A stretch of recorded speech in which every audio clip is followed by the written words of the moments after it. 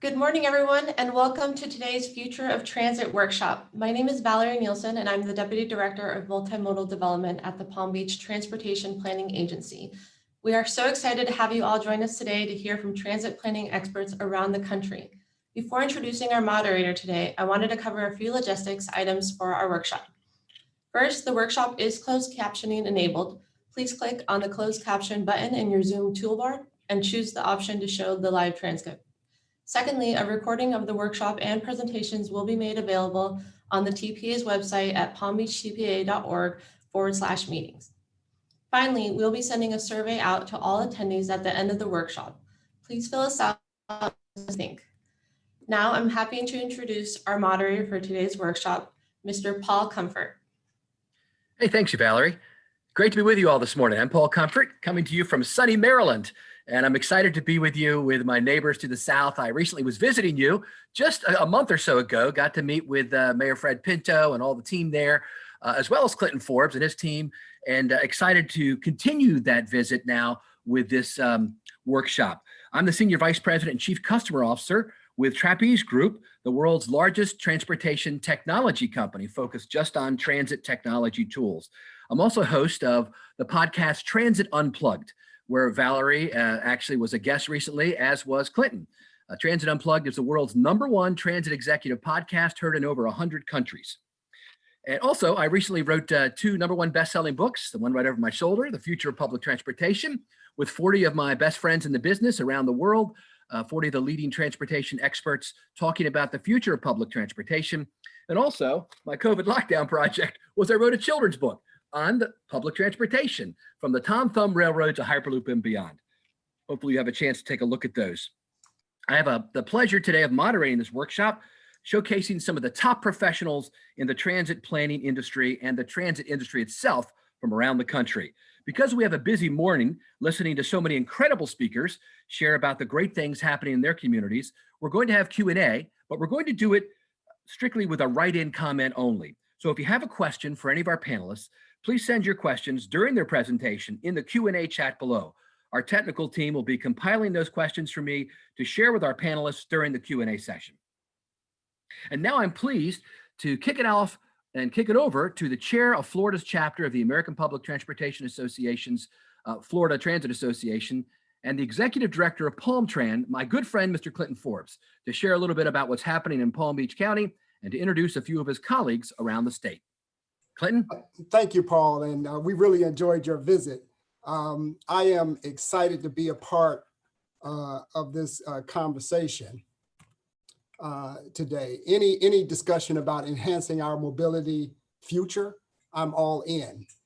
Before we introduce our panelists for this exciting segment, Enhanced Transit in Florida, allow me to introduce you to the South Florida region, the most populous urban area in Florida, as we've referred to here as Paradise, or more officially as the Miami urbanized area, which includes Palm Beach, Broward, and Miami-Dade counties. In 2017, there were over 6 million people living in the Miami urbanized area, with a projected 1.5 million more people moving here by the year 2045. That means that we have to ensure that the safe and efficient movement of these folks in a multimodal and connected way. If you can advance that slide for me, please. One thing that is guaranteed, this is Florida, and people will continue to visit and move here. Just a little bit about our organization, PalmTran. We the north of the Miami urbanized area. PalmTran is the smaller of the 3 in the region. And I shouldn't have to remind you that good things come in small packages.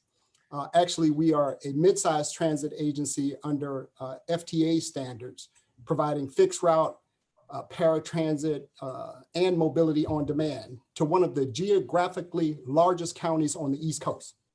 In 2018, we successfully implemented our Route Performance Maximization Project, which was a complete redesign of the entire bus network to rev up our system with better frequencies and an expanded span of service, which provided more access to late night employees, among other efficiencies, to make the system more usable. One of the major projects that we are currently endeavoring in is RPM 2.0, which has a three-pronged approach. If you can get me to that slide, please, talking about thank you. First, the short-term prong, we will be implementing first and last mile, partnering with ride-hailing services such as Uber, Lyft, UServe, and others to incentivize all the folks that live in our guard-gated communities to get them out of those communities and on our transit lines. And we hope to start a pilot at least this year. Second, and more midterm, is really to build on the success we have had with our mobility on demand pilot in the Glades region, as we affectionately call and refer to as Go Glades. And we want to implement this for other parts of Palm Beach County because it's been tremendously successful. In fact, it is the only mode that has experienced a ridership increase during COVID. And so we're excited to begin looking at other areas in Palm Beach County where we can apply that success story to improve mobility.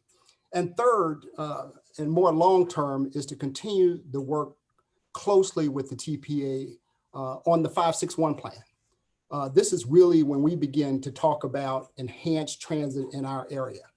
With collaboration, please advance the slide, please. With collaboration between Palm Tran and the Palm Beach TPA, we identified a network of enhanced transit desires called the 561 plan. The 561 plan identifies 5 north-south corridors, 6 east-west corridors to create one connected system, 561, which is also our area code here in Palm Beach County. The 561 plan corridors were based on current existing high ridership routes and density of households and jobs today in the future through 2045. Within 2 miles of these corridors is 68% of the county's population households and 94% of all non-farm jobs. This enhanced transit desires network was adopted in December 2019 as part of the TPA's 2045 long-range transportation plan, and is also included in Palm Tran's development transportation plan. Next steps are to conduct planning studies along the 561 corridor to evaluate and identify recommended transit service and multimodal improvements along each corridor. The TPA completed a multimodal corridor study along US 1 in 2018 and are getting started on a multimodal corridor study along Okeechobee Boulevard and State Road 7 this year. So what do we mean by enhanced transit? So these are some of the premium transit modes that we would like to hear more about. Light rail, bus rapid transit, BRT light, which we know that many of our speakers today have implemented in their respective areas. While we recognize that fixed route bus and paratransit services are our staple in the transit industry as well as Florida, there is room for opportunity to implement these premium transit concepts in the state. Currently there are 6 different rail services provided by 5 agencies in the state today. You got heavy rail, you'll hear more about that in Miami-Dade County. We have 2 commuter rail systems, Tri-Rail and SunRail, 2 automated elevated guideways, JTA and the Miami Metro Mover, 1 streetcar in Hart, in Hillsborough, but no light rail. Various BRT projects are taking off around the state. One of the longest dedicated bus rapid transits systems in the state is actually located in the South Miami-Dade corridor. And we know JTA and Orlando have been operating BRT and BRT Light.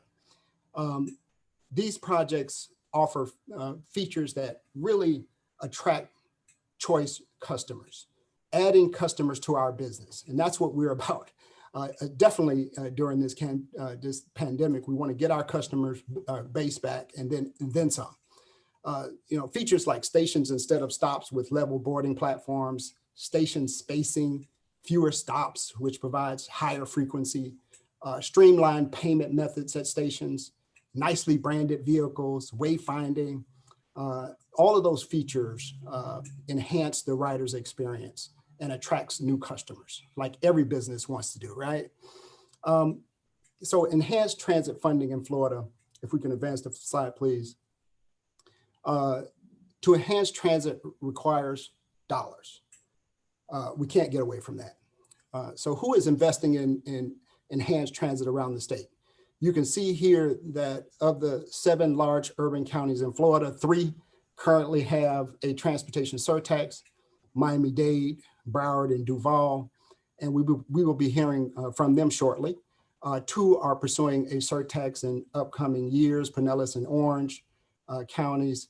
1 had a surtax recently overturned, but they're not stopping. They're we'll continue that drumbeat, and we'll be going after a surtax again. And 1 currently do not have a surtax, and that's in Palm Beach. So our panel, I have the pleasure of introducing our panel today. If we can advance the slide, please. The panel that I'm about to introduce you to have extensive resumes, but in the interest of time, we can't go through them, but you'll hear some of that through their talk today. I'll just mention their titles today, but Google them, learn more about them. And I am excited to hear from them and learn more about what's going on in their agency. Greer Johnson Gillis, the Vice President of System Development with the Jacksonville Transportation Authority. Javier Betancourt, the Executive Director of Miami-Dade County's Citizens Independent Transportation Trust. And Tim Garland, Deputy General Manager with Broward County Transit. Please give a virtual applause for our panelists, and welcome first, Ms. Gillis. Thank you, Clinton. Good morning, everyone. Thank you for inviting me to this workshop today so that I can share with you our enhanced transit in Jacksonville, Florida. On behalf of our CEO, Mr. Nathaniel Ford Sr., I'm excited to tell you about the things that we are doing here in Jacksonville at the Jacksonville Transportation Authority. Next slide, please. Before I continue, let me start with a quick snapshot of the JTA. We were established in 1955 as an expressway authority. Then in 1971, the city of Jacksonville brought the private bus operators together and merged them into the agency that you know today as the Jacksonville Transportation Authority. We have multimodal responsibilities, operating the public bus system, paratransit services for the disabled, and managing other mobility options under our umbrella. And like PalmTran, we are a mid-sized bus agency. Next slide, please. Some of our main services include fixed route and paratransit services using a diverse diesel hybrid CNG fleet. The First Coast Flyer, our bus rapid transit system that has 57 miles of service. We also have the Skyway, our automated people mover. And then we have other options that enhance our mobility integration vision, including a rideshare service we brand as Ready Ride, an on-demand service known as Beachside Buggies that serves our Jacksonville Beach area. And then one that we launched this past summer, Go Tuckin'. It's a partnership, a public-private partnership that operates an on-demand service in the core downtown Jacksonville area and nearly all the surrounding neighborhoods. Next slide, please. But our service territory goes beyond the borders of Duval County. However, bringing our total service territory to more than 875 square miles. We operate Express Select service, which are regional shuttles in 3 of our neighboring counties, Baker, Nassau, and St. John's. And we do this for our weekday commuters coming into Jacksonville. We provide paratransit and public transportation services for our neighbors to the south, which is in Clay County. And then we have a regional transportation hub in downtown Jacksonville, our JRTC, and it connects all of these services to our fixed route services and to our long distance services, including Greyhound. Next slide. But we are also a transportation agency, and we continue the legacy of building and improving roads, highways, and bridges, especially those that serve our transit core. And we do this through our JTA Mobility Works program. Now, this program is a $170 million program, and it goes to improving our roadway infrastructure, our highway infrastructure, so that we have improved mobility, we support equity, and we provide safety infrastructure for our bicyclists and pedestrians. And I bring this up because this program is actually funded by means of a local option gas tax. It was a gas tax that was passed initially in the 80s, but amended in 2013 to allow the Jacksonville City Council to fund the infrastructure projects. And so that this gas tax equals 6 cents on every gallon of motor fuel and special fuel sold in the county. The JTA receives 5 cents for every 6 cents collected of this local option gas tax.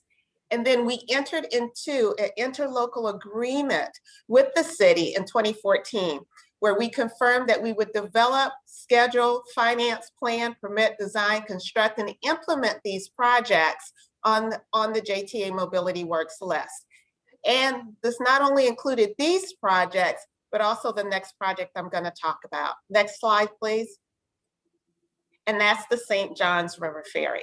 We assumed operation of the river ferry from the city in 2016, again, using local option gas tax to originally start the operations of this particular ferry. The ferry has proved to be one of our most popular services. And as a result, we've been able to upgrade the ferry over the past 5 years with more than $25 million worth of capital improvement projects. And we were able to do that by means of FTA funding through their ferry program, our FDOT toll credits, and of course, local funds. Next slide. Now, this takes us to our bus rapid transit system, the First Coast Flyer. Again, 57 miles that allows us to connect destination travel from downtown to points north, southeast, east, and west throughout the Northeast Florida region. We will complete our 4th line, the Orange Line, and open that for service this coming October. And we were able to fund this particular project using FTA capital investment grants, FDOT New Starts funding, as well as a local match. Next slide. Thank you. As mentioned earlier, the JTA operates an automated people mover known as the Skyway, and it runs on an elevated structure. This Skyway is the cornerstone of our Ultimate Urban Circulator Project, or our U2C. And for those not familiar, our plan is to convert, expand, and modernize the Skyway, the current 2.5-mile elevated structure, into the nation's first public transportation service using autonomous vehicles. When the elevated and ground levels of these phases are completed, it will be a 10-mile autonomous vehicle network serving downtown Jacksonville and the urban core neighborhoods that surround us. In 2019, we received a build grant from the FTA in the amount of $12.5 million that allows us to move forward with the first phase, the Bay Street Innovation Corridor. And this 3-mile section will be all at grade, and it will circulate the downtown core. We are currently in the middle of an active RFP process for the Bay Street Innovation Corridor, and we plan to implement the Bay Street Innovation Corridor starting this summer. Next slide. Last year, our CEO, Nathaniel Ford Sr., served as an advisor to APTA's Mobility Restoration and Recovery Task Force and as a member of TRB's scenario planning study on the future of public transit and shared mobility, where he had the opportunity to advise on best practices for our transit industry to recover from the COVID-19 pandemic.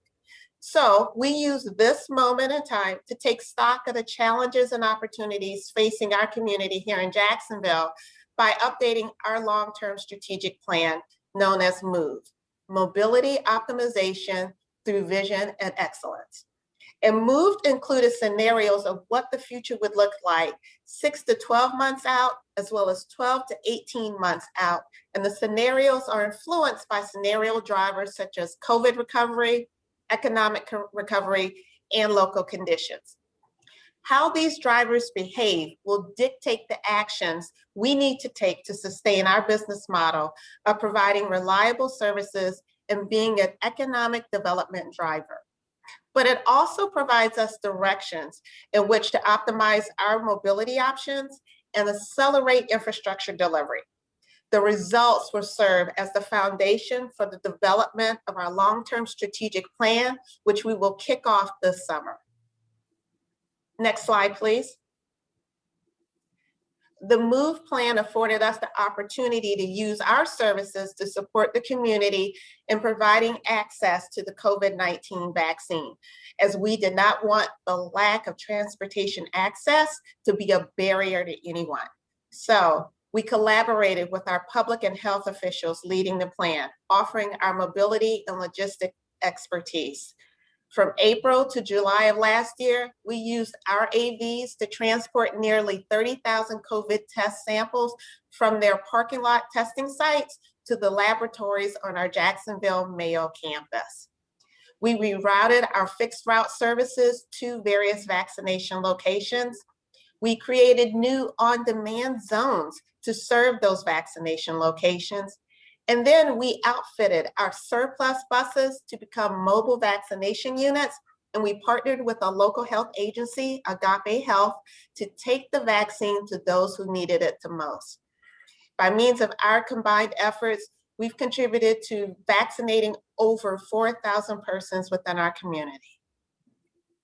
Next slide. And this brings me to our current initiative, Jobs for JAX. The Jobs for JAX program includes nearly $1 billion of infrastructure investment in our community to be funded by extending and increasing the existing local option gas tax. And we are proposing to use these funds to pay for infrastructure and transit operations. And by doing so, we are freeing up millions in the general fund to invest in other priorities for the city. The proposed projects are expected to generate a total economic impact to Jacksonville of over $1.6 billion and to create over 7,000 jobs. And we've even created a website for this at jobsforjax.net. Next slide. So what we're now doing, we're requesting an extension and an expansion of the local option gas tax to fund this effort. As opposed to remaining at 6 cents, we're asking the Jacksonville City Council to levy up to 12 cents of this local option gas tax per gallon, which is allowable by the Florida statute. 31 Florida counties already exercised the option to charge the full amount of 12 cents. We're one of the few counties that are still below the 12 cents. This local option gas tax revenue is mandated to be used for transportation investments only, no other purpose. And it creates continuity from administration to administration and from council to council to ensure that these funds will not be redirected anywhere else once we implement them and execute them. So our proposal to the Jacksonville City Council is to have a 10-year extension of the current 6 cents local option gas tax, plus an additional 6 pennies of the local option gas tax, which will result in infrastructure and transportation projects for the city of Jacksonville. And we also ask for their approval on the joint project list developed by the city of Jacksonville, the mayor's office, and the JTA. Our agreement, our interlocal agreement will be that the city and the JTA will split the 12 cents evenly, 6 cents to the city, 6 cents to the JTA. Next slide. By doing this, we're looking at actually going forward with 72 projects totaling nearly $930 million of investment across Duval County. Next slide. And you see here, this is the breakdown. 49 roadway projects, several of which the JTA will embark upon. 16 drainage-related projects that the city is looking to advance, and 7 transit projects for the JTA that would include not only our transit services and operations, but also our ferry operations as well. Next slide. We look forward for the City Council to actually approve and vote on this measure at the end of this month. So fingers crossed there. And with that, I will conclude my presentation and look forward to hearing from my colleagues. Thank you.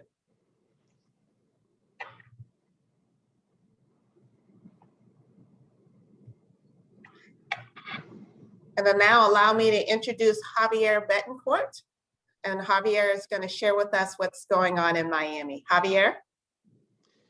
Thank you, Greer, and good morning, everyone.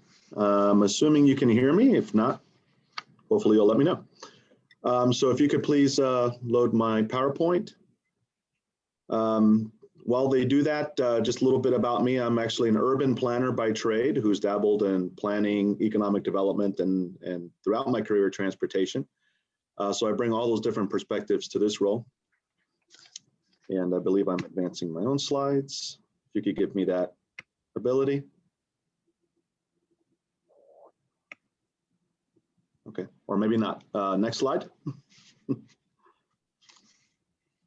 I sense that we're a little behind, so I'm going to try and go through this as quickly as possible.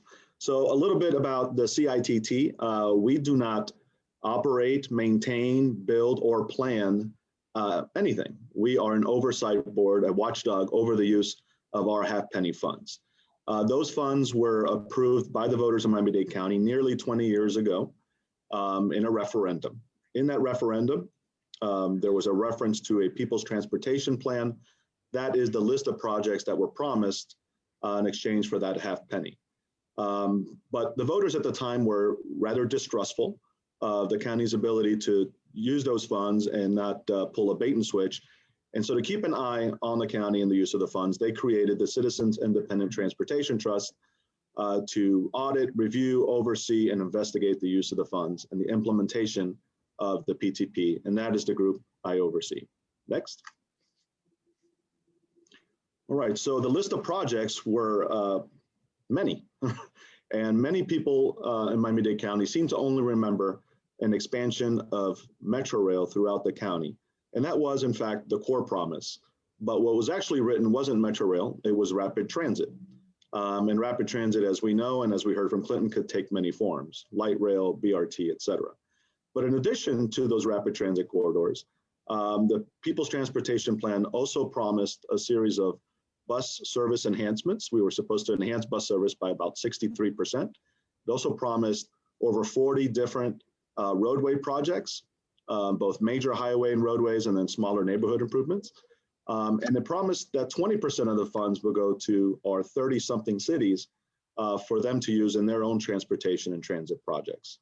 In addition to those projects, it promised fare-free transit for all seniors, regardless of income, fare-free Metro Mover. Metro Mover is our automated people mover system in downtown, the largest, most successful of those in the world. And as I said, some smaller neighborhood improvements that were doled out to each district commissioner. Next. So since 2002, we've collected a lot of money. That little half penny has generated nearly $4 billion in revenue. And you can see there on the bottom how that money has been divvied up. 2/3 of it has in fact gone to Miami-Dade Transit for both capital expansion, for debt service, and more controversially for ongoing operations and maintenance. The surtax was sold as new money for new projects. In fact, a good percentage of it has had to go necessarily to operate, maintain, and upgrade the existing system, because you can't build a new system on top of one that's falling apart, right? We learned that the hard way when the federal government chastised transit for attempting to do just that. You know, you need to maintain your current system in a state of good repair before you build on it. 23% ultimately has gone to the municipalities, nearly $1 billion. Only 8% of that has gone to public works for those roadway projects we discussed. People seem to think that the bulk of the money was used for roadway instead of transit. Simply not true. It's just that the roadway projects are much more visible and have been completed. We maintain our expenses at less than 1% of revenue.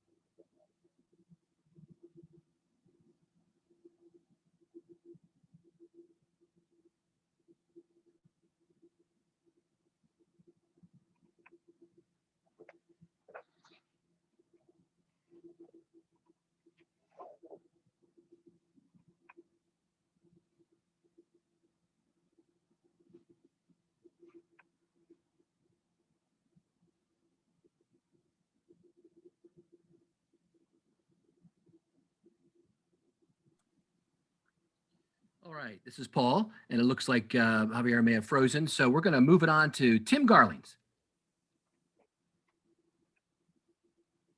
Tim, are you ready? I am ready. All righty. Okay, could we bring up the Broward County slides?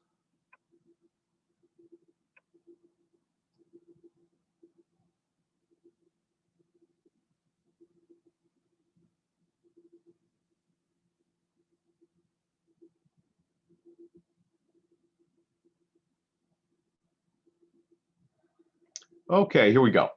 So I'm very happy to be here today to participate in this workshop. I want to talk to you about all the exciting things that are going on in Broward County. Here is, in 2018, the voters of Broward County approved overwhelmingly, 60% vote, a surtax for public transportation and other transportation investments. It was a 30-year investment that the public put forth. And we're anticipating that this is going to bring in about $16.4 billion in revenues over 30 years. So particularly in the early years here, we're looking in the neighborhood of $360 million on an annual basis for the revenues from the surtax, which is only part of the monies that we will use to run our system. Along with that, we still have property tax, we have gas tax, fare box revenue, federal revenues. So this is just a piece of an overall plan to enhance and improve public transportation in Broward County. Next slide, please. So I think one of the reasons the surtax was so successful, the public was willing to invest in themselves. There was a real view here that traffic congestion was a big issue that needed to be resolved. And so we created programs that were going to help us alleviate congestion, transit systems that were going to be connected. We're going to continue to use technology, enhance and improve our transit service, create options for people, many different types of options to move around our community. And also, and I think this is important over the next 30 years, we have to constantly continue to innovate. There have been so many changes in public transportation, even over the last few years.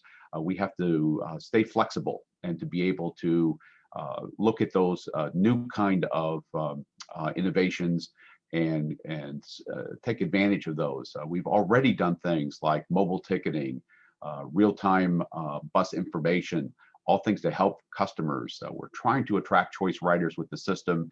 Technology is really going to be at the core of that. Next slide, please.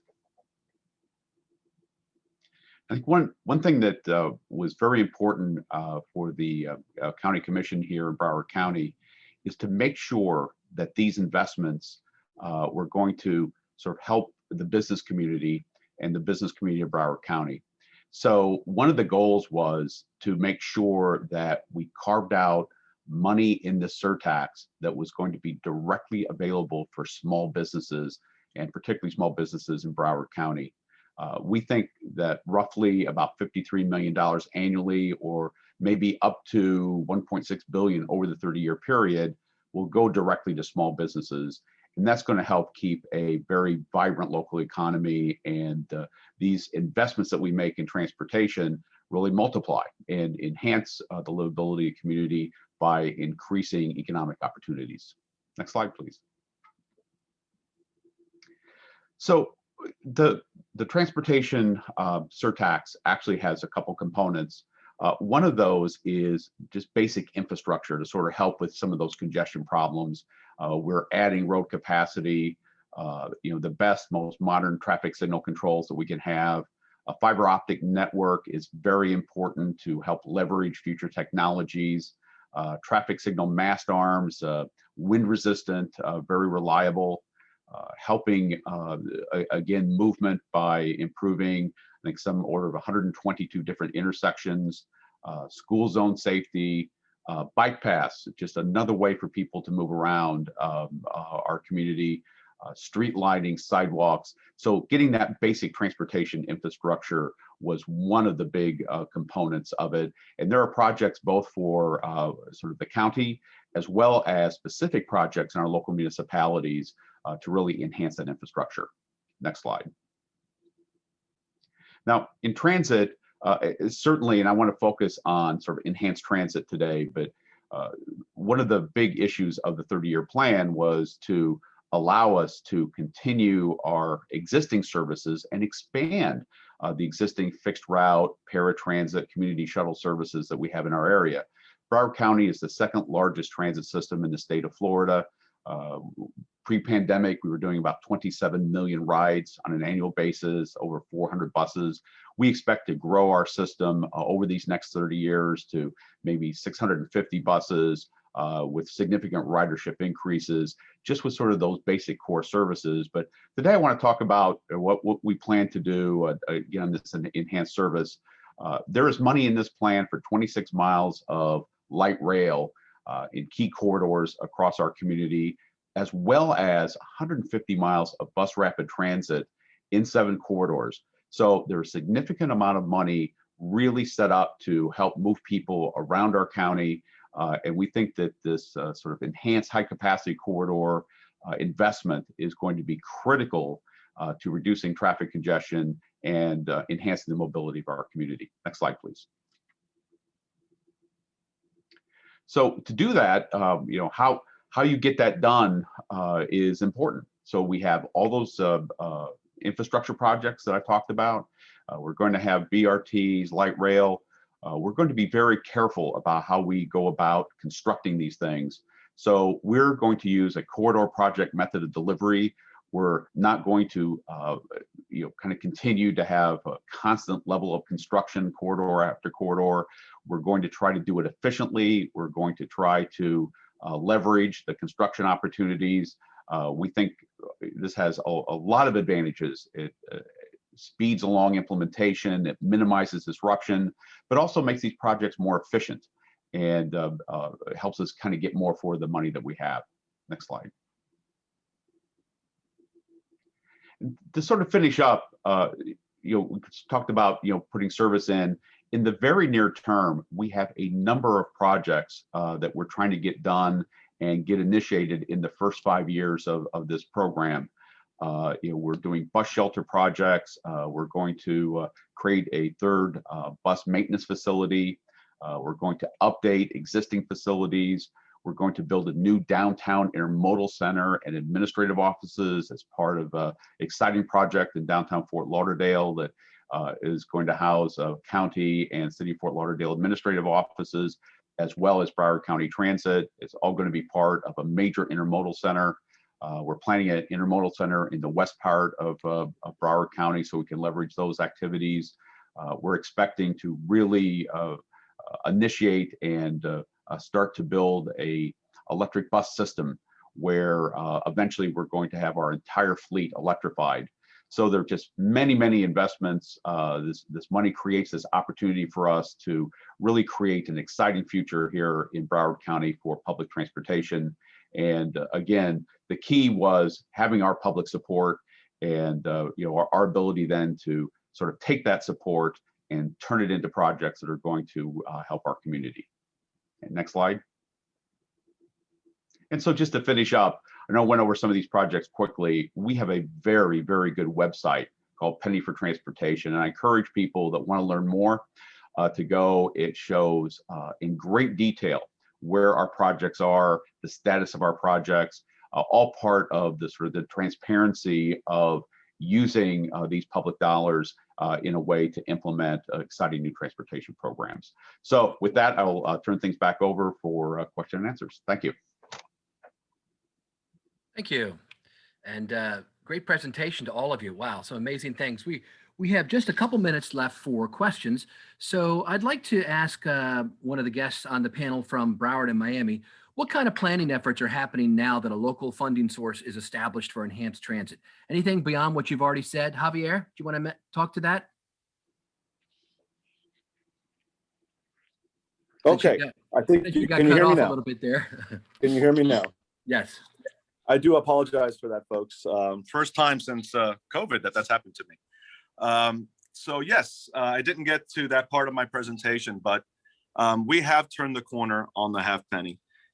We are now working to fulfill the core promise, which is expansion of rapid transit throughout the corridor through a plan called the SMART Plan, Strategic Miami Area Rapid Transit Plan. And we are doing PD&E studies for each of those 6 corridors to connect parts north, south, east, and west through a combination of Metro Rail expansion, which already took place to the airport, some bus rapid transit, other elevated rail, potentially light rail, monorail, and expansion of our people mover system. So that is in progress. The first corridor, the south corridor, is already received its notice to proceed. That's going to be BRT, Golden Standard BRT, all the way from Dadeland Station down to Homestead. The next in line are likely going to be the Northeast Corridor, which is part of the Tri-Rail Coastal Link, which I know is important to both Palm Beach and Broward, working with Brightline on a public-private partnership there, going out to the beach with monorail and people mover up to the design district, and then most likely BRT on the remaining corridors, with the exception of the North Corridor, which has been selected for elevated rail up to the Broward County line. So that's where we are with those corridors. They're all in some state of either planning or development. Thank you so much, Javier. And thank you, Clinton Forbes, Greer, Johnson Gillis, and Tim Garling, as well as Javier Betancourt, for your important contributions to today's panel on enhanced transit in Florida. Now that we've heard about some of the great efforts to invest locally in transit around the state, we're going to pivot slightly to discuss a key component to ensuring a return on investment in enhanced transit: land use. We have a great panel with 2 leaders from the St. Petersburg area, my good friend Brad Miller, CEO at Pinellas Suncoast Transit Authority, PSTA, and Whit Blanton, Executive Director at Forward Pinellas, as well as Sean Northup, Deputy Director at one of my favorite transit agencies in the country, the Indianapolis Transit System, Indigo, but he's from the Indianapolis MPO. I think it's one of the best laid out cities in America. Personally, Indianapolis is. It's very simple to get around in the downtown. I remember driving there 15, 20 years ago, visiting the mayor, Steve Goldsmith, and being able to get around without there wasn't GPS at the time. It was just maps. It was so easy to move around the downtown area, for me at least. So I'm excited to have Sean with us to share what Indianapolis is doing in conjunction with the launching of their Red Line Bus Rapid Transit. We'll first start with our good friend, Brad Miller. Brad? Hey, good morning. Thank you, Paul. Great to see you. I hope you guys can hear me. I am Brad Miller. I am the CEO across the great state of Florida. Great to see you, Clinton, Tim, and all of my transit folks. Yeah, so I'll kick off this. I'm a transit guy. When I was down there in Palm Beach a year pre-COVID, BC, before coronavirus, I introduced myself as a bus guy. I was a bus, since birth, basically. My dad was in transportation, so I was a bus for Halloween, not once, but twice. So I am a transit dude, and I'm on a land use panel. So I'm excited to be with my good friend, Whit Blanton from my home county of Pinellas, and the great stuff going on in Indianapolis too. But of course, I got to show, if you can go to the next slide, what I'm all about. Oh, I get to control it, I think. Yeah. A bus. I get to show this picture. In Pinellas County, Clinton introduced Palm Beach County as one of the biggest counties. And we have about almost identical same transit size as Palm Beach Transit here in the smallest county, in Pinellas County. We're a very dense county. but a very beautiful county. And we too are looking to go electrified with our fleet. We have a growing number of electric vehicles now crisscrossing the county. So we're very excited about that. What we're most excited about, I think I can go to the next slide, is how we're coming out of the pandemic. I think maybe many places that are tourist oriented here in Florida are doing much better than the national profile of ridership emerging out of the pandemic, but we're no different. This is a graph, not of my cholesterol level, but of the one of our most successful tourist oriented services, one of our trolley services that goes along Clearwater Beach and all along the beaches. And look, it basically, plummeted, but then it's back. We basically had a normal spring break here in Pinellas County with ridership that was even greater than it was a year ago. So we're still moving forward. We're kind of going back to normal service just in about a month. Restoring fares. We got a new regional Flamingo fare, smart card system, phone mobile ticketing system kicking off July here in Pinellas in the Tampa Bay. So we're very excited about that. If you would go to the next slide. But when I'm here and how I'm going to transition to talk a little about land use is we finally, after 50 years of planning and referendums that went down in flames or the court didn't approve, we now have a rapid transit system under construction, and I'm very excited. I put this quote up here from our mayor of St. Petersburg, mainly because they spoke to two things that public transportation, as you just heard the other speakers talk about, is all about. It's about economic development and improving the quality of life in our community. And I think our first rapid transit, a bus rapid transit line, will do just that, provide a big boost to not only development opportunities, but really make the quality of life in our community much better. Next slide. It's under construction. This is the station. It's going to be very rail-like bus rapid transit line. These are the stations. This is a picture from Orlando. They're being fabricated in Orlando, and then they'll be shipped over here all at once to be installed along the lines. Go to the next slide. The stations are being constructed quickly. There are some stations like these that are already done that are on the side of the road. And then if you go to the next slide, on our most of the stations will be actually one lane over, allowing for a dedicated BRT lane, a dedicated bus lane. So the picture on the right kind of shows what it's going to look like. This is a station platform that's been completed. And then this is looking like toward downtown St. Petersburg. Buses will operate on the left-hand side in a dedicated lane, and then the general traffic will operate on the right-hand side.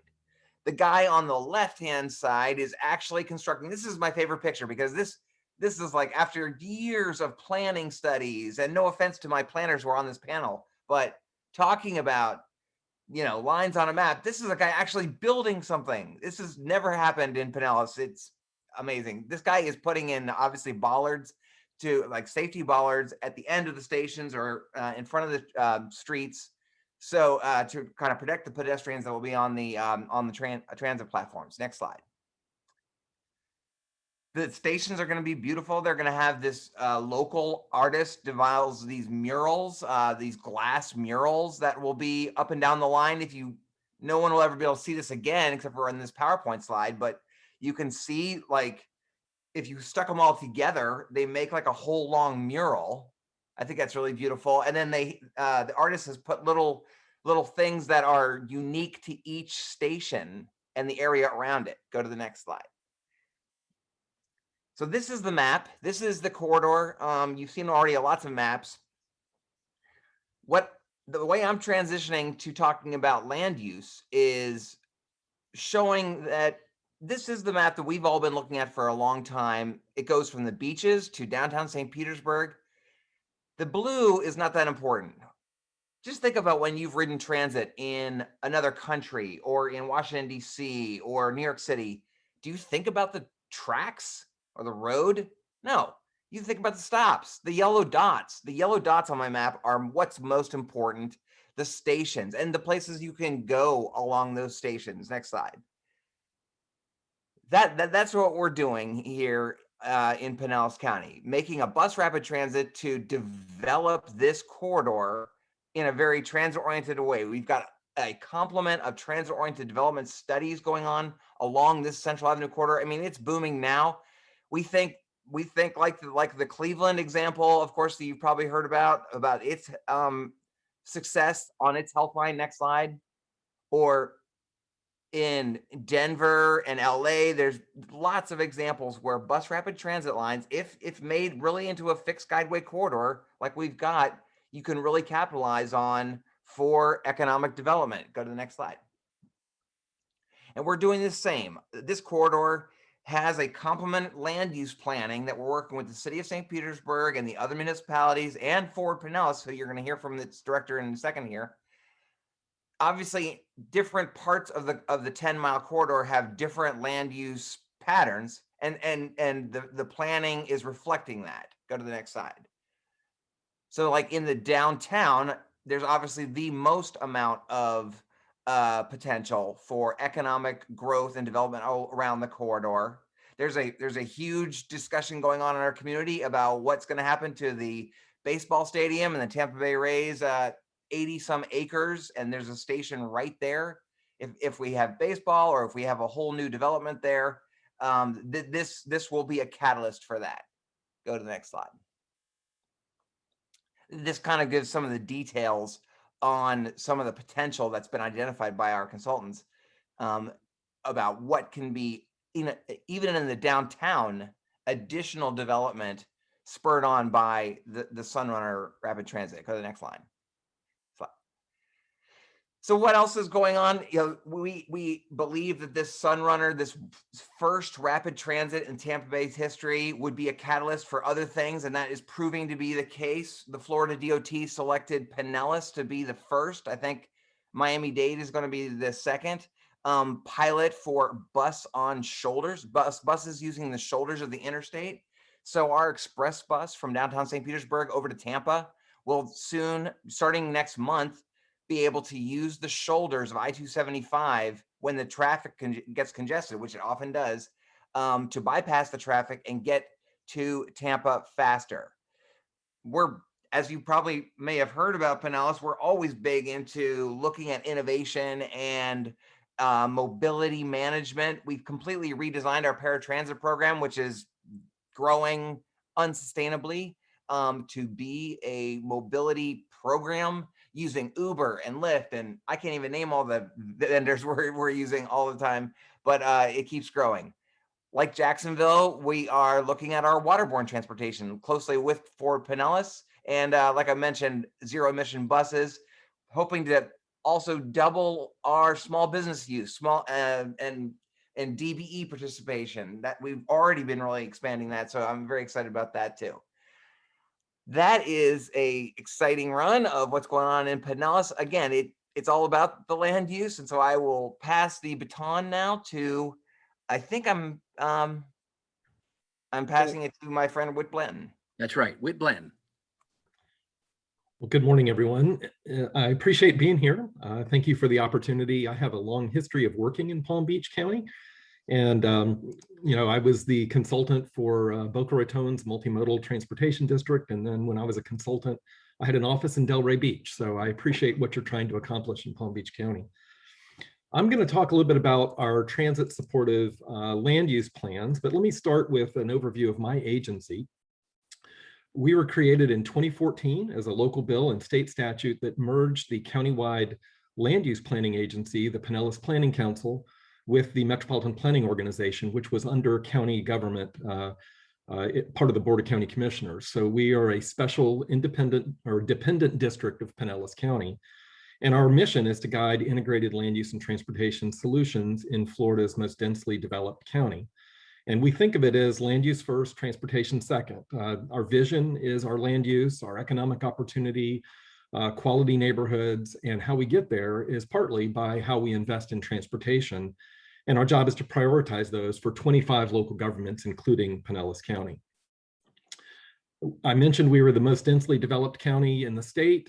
This is a graphic that shows our density. St. Petersburg by far is the most densely developed part of the county, but we far surpass our neighboring counties, Hillsborough, Pasco, and Manatee County, which have a lot of room for growth. So for us, it's all about redevelopment. We really don't have any vacant land left of any magnitude in Pinellas County that's not preserve or open space or something like that. We also have a shorter journey to work travel time because we have, I think we're second in the state in manufacturing jobs, and we also get about 30 million tourists here every year. So we have a nice balanced economy, and people live pretty close to where they work. But housing is very unaffordable in our county, and so that creates pressure for people to commute long distances from Pasco, Hillsborough, and Manatee into our county for work. In 2019, we adopted a vision called Advantage Pinellas, which is our long-range transportation plan, recognizing that we are projected to grow by about 100,000 more people in a county of already 1 million people, the second smallest county in the state.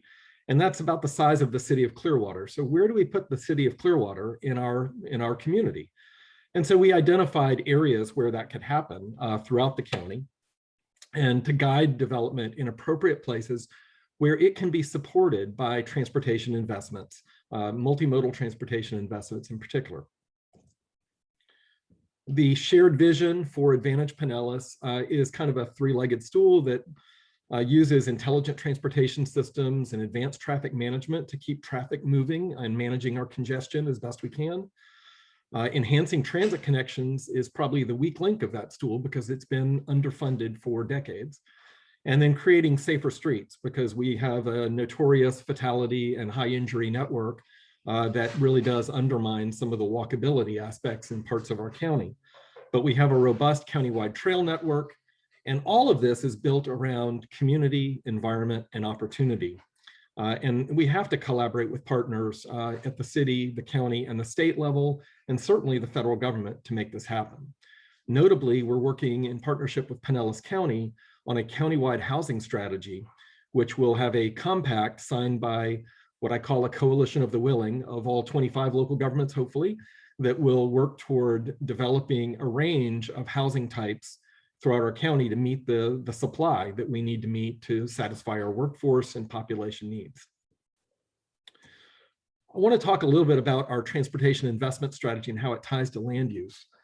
We have something called the Investment Corridor Framework, which is part of the Advantage Pinellas Long Range Plan. And I was challenged by the county administrator in 2019, as we were looking at a sales tax referendum in 2020, to prioritize these investment corridors for redevelopment, where we can apply our countywide housing strategy, and where we can link housing that's affordable with jobs and job training throughout our county and really in Hillsborough County and Tampa, where a lot of our workers still travel for work. So we identified those corridors in our long range plan, and you can see on this map, it's a combination of regional express service that's cross county, as well as limited stop high frequency service within our county that is kind of an overlay on top of Brad's local transit route network. And in addition, we do have a CSX line that's running through our corridor, and we're really letting Hillsborough and the city of Tampa take the lead on negotiating with CSX because that is where probably it would start. And then we will see that build out over time, but we don't think that's going to happen anytime soon. So we're focusing on the bus network. As I mentioned, we're a countywide land use planning agency as well. And so we have a countywide plan that all 25 local governments must be consistent with.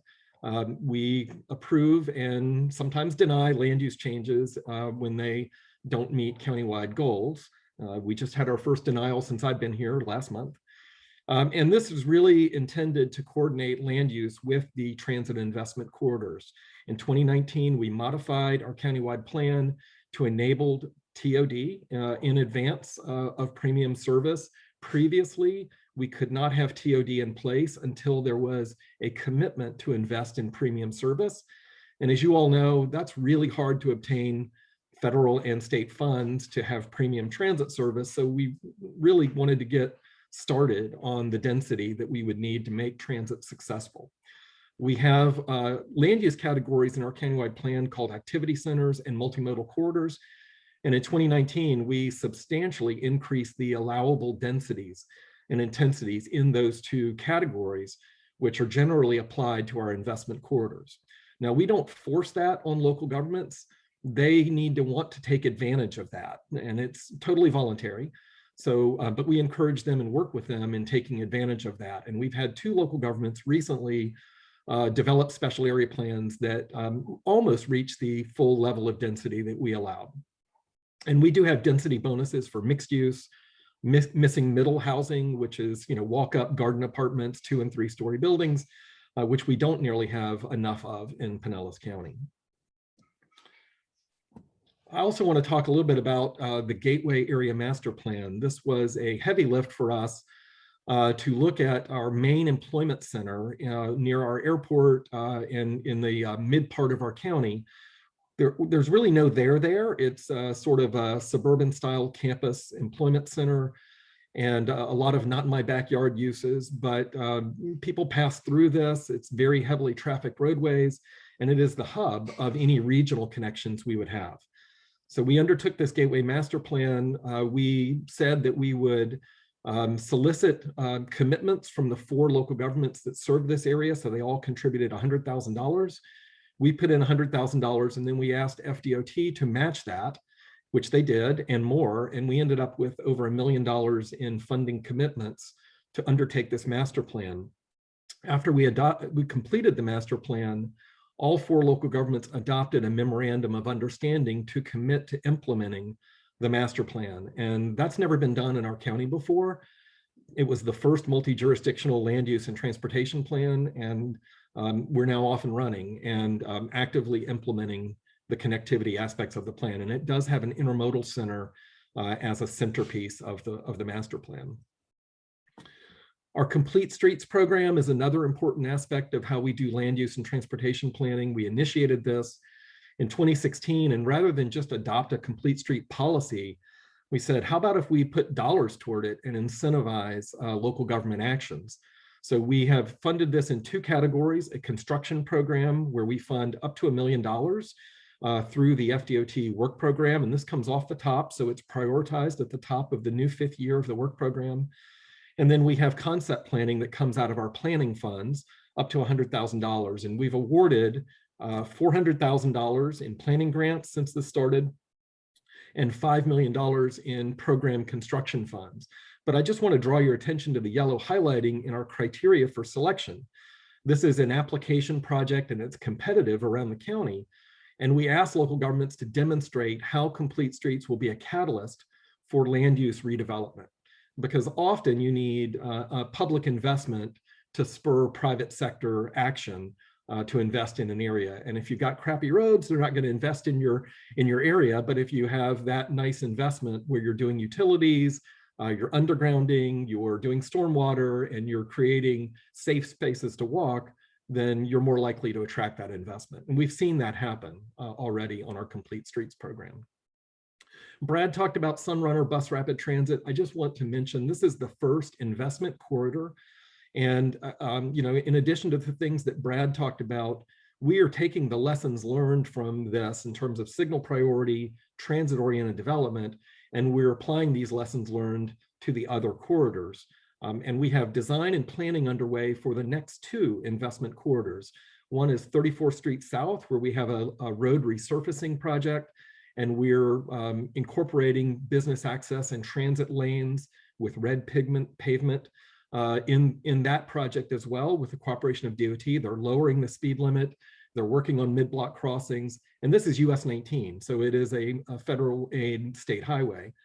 And then we are committing $600,000 this fiscal year to our next investment corridor to really look at regulatory reform and redevelopment strategies in one of 3 potential corridors. We haven't selected those yet.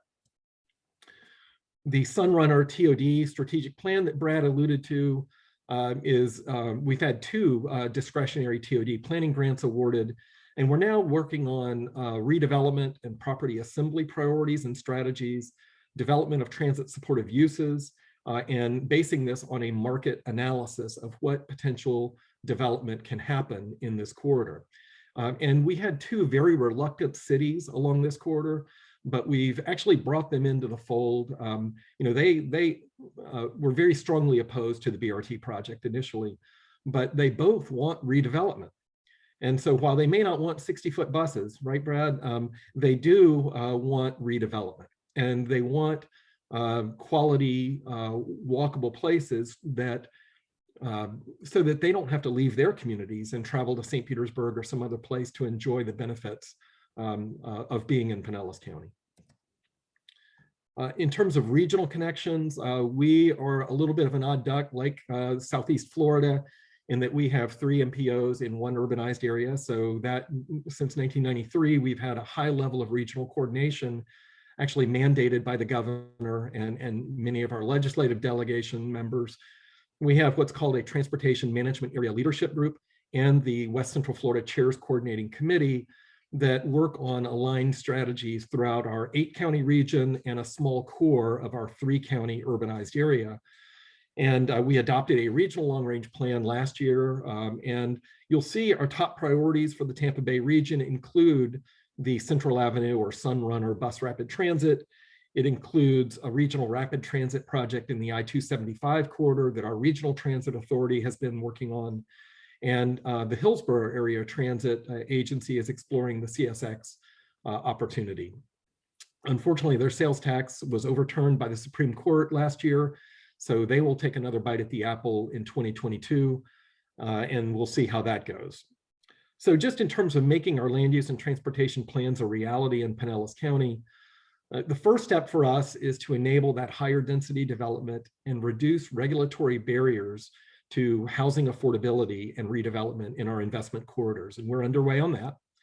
The second is to nurture and strengthen our partnerships to advance countywide and local initiatives. And I think we're in a really good place for that right now. And that we've come a long way in 6 years. The third is to fund design initiatives and enhance understanding of redevelopment transportation. And to that effect, we are developing a design studio that we are partnering with Pinellas County on to help local governments visualize better urban form and better development for transit. And then the fourth is to establish priority funding for housing and accessibility and mobility and resilience. And we've been looking at a sales tax. We were poised to put it on the ballot in 2020 in March, and then the pandemic hit and the Board of County Commissioners deferred that. They will be raising the gas tax this year to address operations and maintenance needs.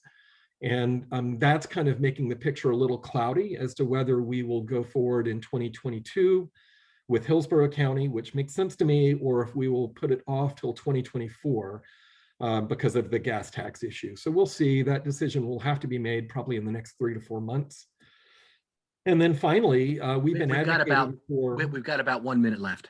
Last point, state flexibility is really important. And so to that effect, we now have the potential of using district dedicated revenues for transit investment and operations and maintenance. And we're really proud about that. That announcement was just made last week. And that's it. Thank you very much for the opportunity. Look forward to Q&A. Great presentation, Whit Blanton. Thank you so much. Now on to our good friend, Sean Northup. Hi, everyone. I'm Sean Northup. I'm the Deputy Director of the Indianapolis Metropolitan Planning Organization. Thanks for having me. Whit and Brad visited Indianapolis about a year ago, a little over a year ago. It was really good to see them. They missed an opportunity to poach one of our really good transportation planners, James Reinhardt, who's now at the Palm Beach TPA, and they got to him first. And Paul, thanks for the thoughts about Indianapolis. Indianapolis, for those who don't know, was laid out by Alexander Ralston, who came to Indy after his work in DC, and there's a lot of parallels between the way the two cities are laid out and the number of monuments. They're number 1 and number 2 in the number of monuments that we have. It's a pretty important part of the street grid. Little story time for me. I'll spend about half my time talking about our transit referendum, trying to lay some of the groundwork, and then I'll spend the other half of the time talking about land use, which we've been working on here for, gosh, 15 or 20 years. So I don't know if I have control slides here. I don't. Next slide, please. After decades and decades of decline of the bus system, Indianapolis went from one of the nation's largest and most connected rail networks and interurban networks to a pretty bare bones and by all accounts inadequate, but really scrappy public bus service. The public sector knew we had a problem. The decline happened from the early 1960s until there was a cliff in the 1990s.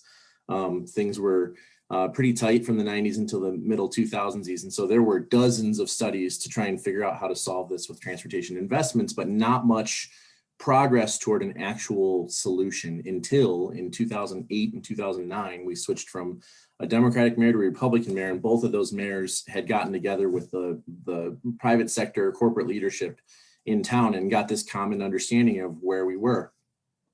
They spent a lot of time studying the issue and kind of came to the realization that we're great at moving things. We've called ourselves the Crossroads of America for years and years and years, dating back to the time that this was a major rail hub prior to the interstate system, and now it's a major interstate hub.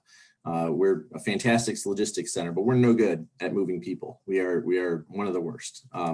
We have a lack of workforce attraction and retention. That's really the greatest threat to our long-term economic growth. All of our major employers understand this, and it's one of the challenges that we really are focusing on.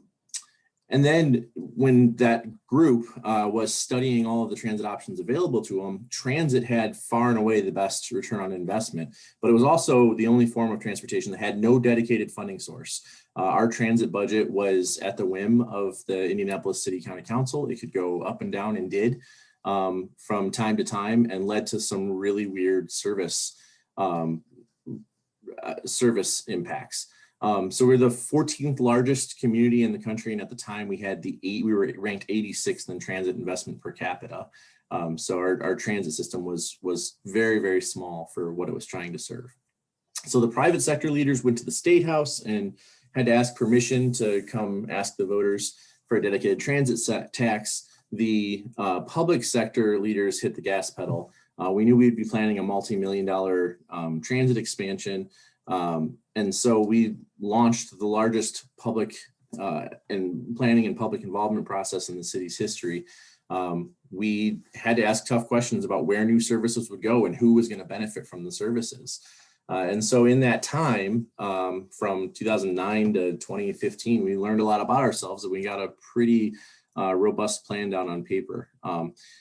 Right about the same time, our focus shifted from just workforce access, which maintained central to the plan that we did, to also include upward mobility. And that was because, in part, because Raj Chetty's work at the Equality of Opportunity Project came out right around then and ranked Indianapolis as one of the least upwardly mobile metro areas in the country. He basically said, if you're born poor here in central Indiana, you had about a 95% chance of dying poor here in central Indiana. We also started looking at our economics. We had roughly 500,000 jobs with little or no prospects of advancement, where people, if you combine their housing and transportation cost, we're spending close to 100% of their income just paying rent and getting to work. And that was a direct result of being forced to drive or borrow cars or Uber or Lyft because there weren't transit options that were available to them. We have been and have always lauded ourselves as one of the cheapest housing markets in the US. That's true. We still are, although it's starting to change.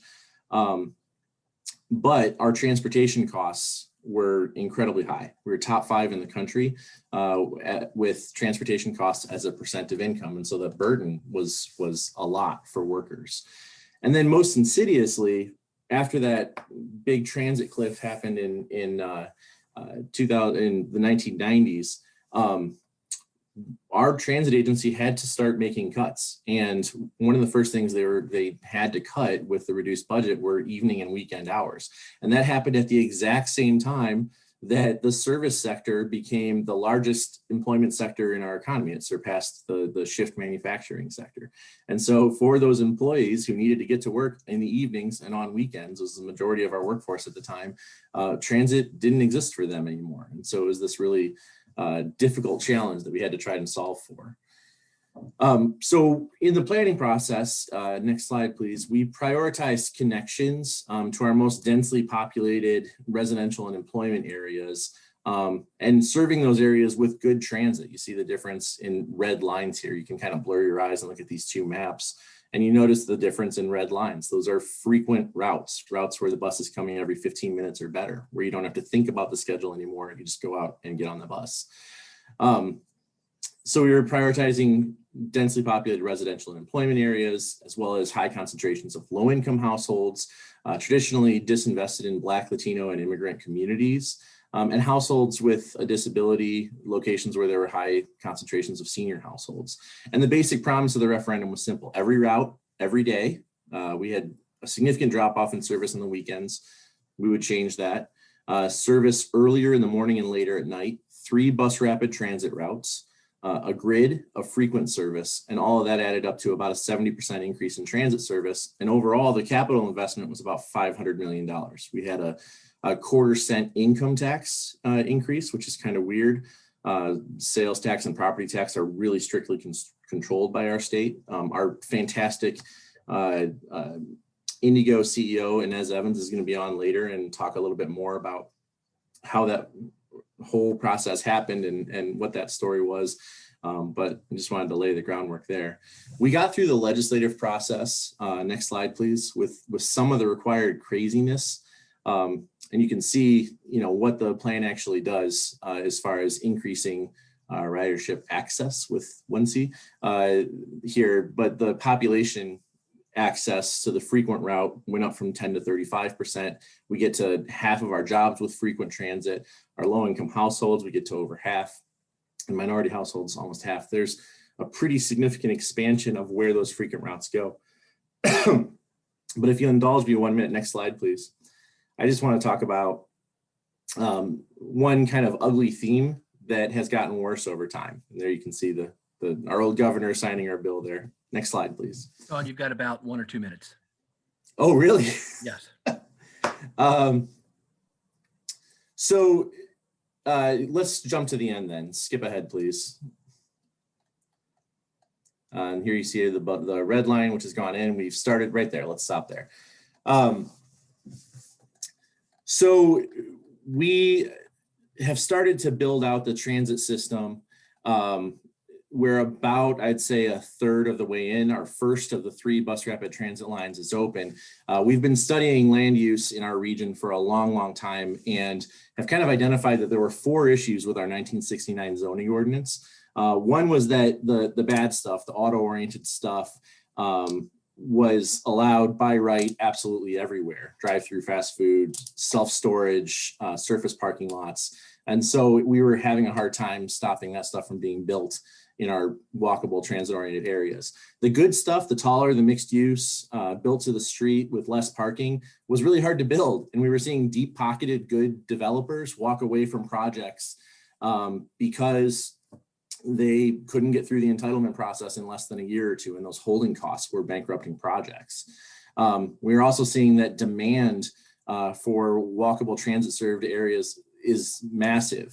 We did a survey that looked at preference and saw that it basically accounted for between 20 and 30% of housing preference in our region, and it's between 8 and 12% of what we build. So it's dramatically underbuilt, and you can look at pricing and days on the market for housing around BRT just to reinforce that point that since the red line has gone in and the other lines have been announced, we've had a really significant land use impact. And then that very few people kind of knew about the issue. Next slide, please.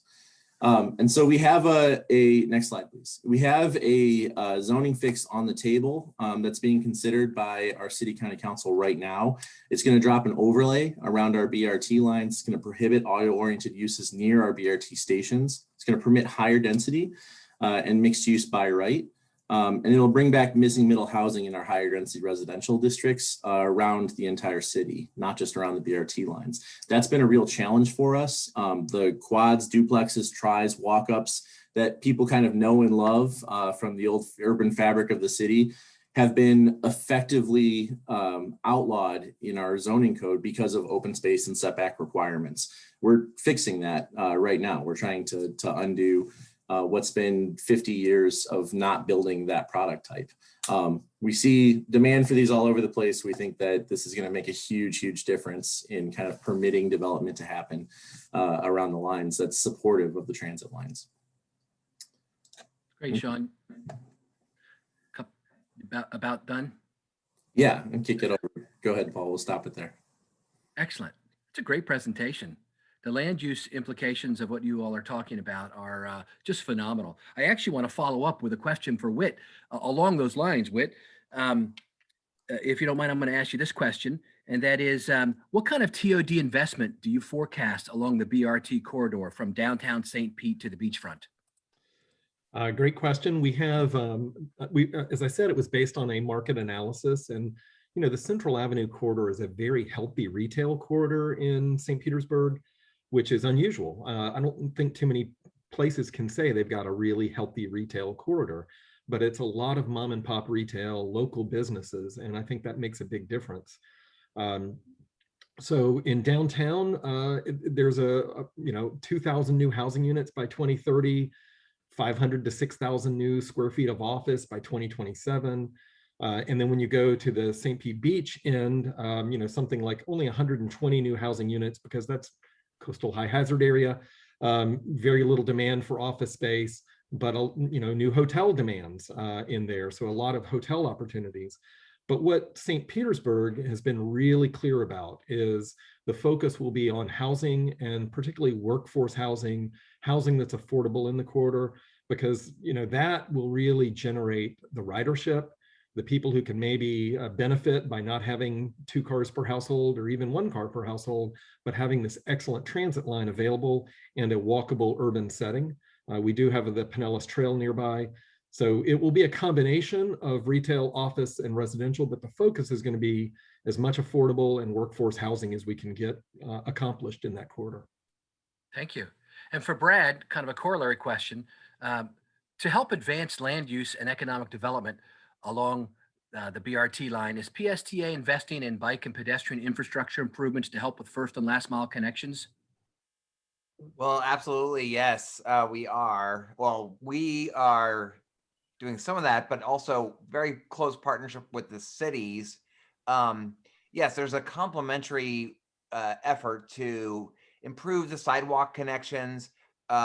We've been working very closely with them. There's a very strong bicycle community, very positive about bike connections all through. This will be the first time that we'll have the ability to load bikes on the rapid transit vehicles, just kind of like a light rail vehicle is, where you'll wheel your bike onto the vehicle. So yeah, so that's a big part of it, is connecting the whole, making it a very strong pedestrian corridor throughout. That's excellent. For those who are watching, if you have a question for these 3 guests, we have about 5 minutes left. I've got a question or two to ask them, but now's your time to type in your Q&A section any question you'd like me to ask them. Do it right now. And Sean, I'd like to ask you a follow-up question. How is the BRT network and TOD development in Indianapolis helping address a common problem in urban areas where people cannot afford to live near the jobs they're qualified to do? So we're doing it through scale. We're dropping in 100 BRT stations over about a 7-year period. It'll be pretty quickly.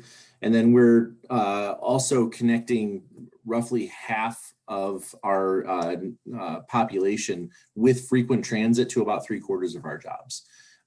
We are going to have challenges making sure that the land right next to the BRT stations remains affordable. We have one group working on that. The Indianapolis Neighborhood Housing Partnership has established an equitable TOD fund where they're essentially buying land near the BRT stations and banking it for affordable housing.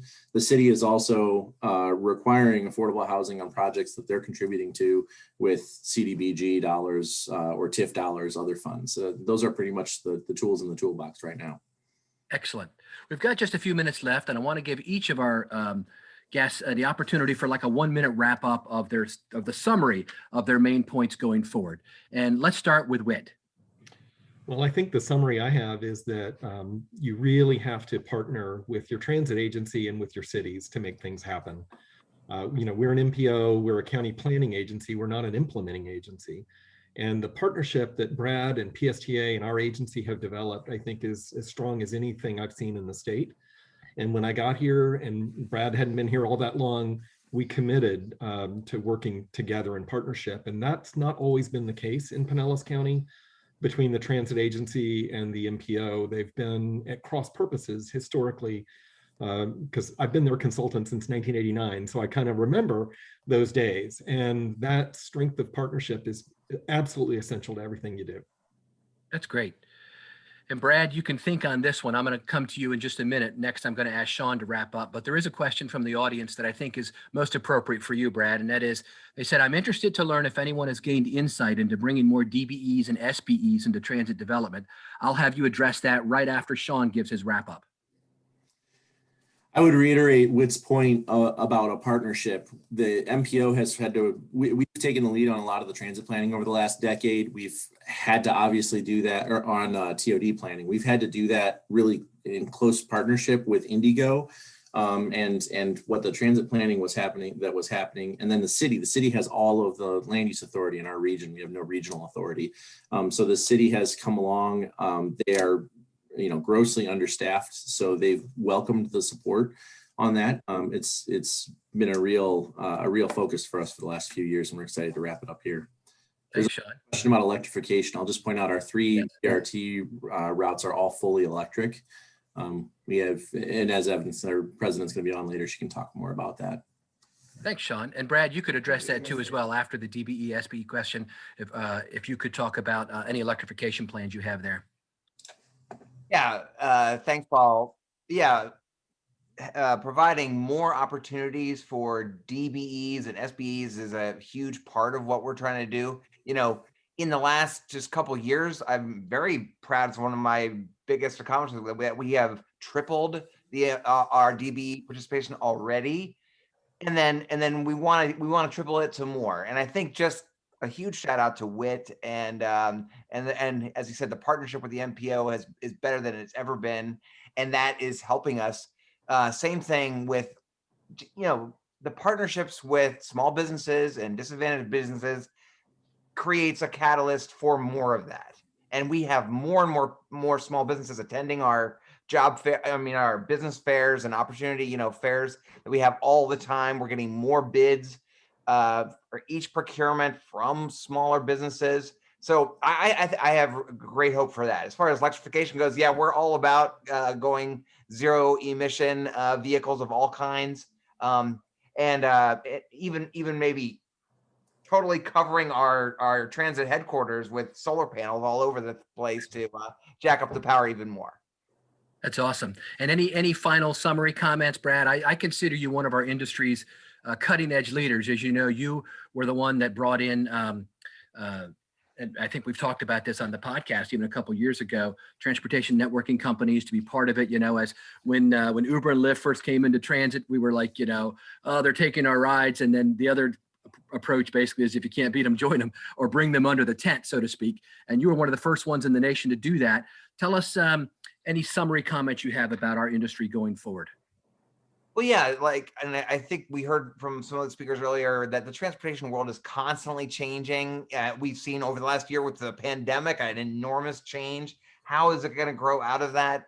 I think we are going to be very successful growing out of it, especially here in Florida, especially with partnerships, especially with keeping an open mind toward those innovations and seeing what complements each other that we can take into effect. Not viewing everything as a huge threat, but hey, how can we take advantage of this? I think that's what we do best in Florida, and I think we can keep doing that.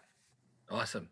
It was a joy to visit with you a couple of years ago, Brad, when you were the chair of the Florida Public Transportation Association and the conference in Daytona that I got to participate in. Thank you so much, all three of you, Brad Miller, Whit Blanton, Sean Northrup, for a fascinating look at the importance of land use in our future of public transportation. And now it's time for a 9-minute break. That's right. You get a 9-minute break, and we'd like you to come back right on time at 10:39 so we can kick off effectively at 10:39. Thank you so much. We've got the timer set at 8 minutes, so you'll be sure to be back in your seat in time. We'll see you in 8 minutes. Thank you.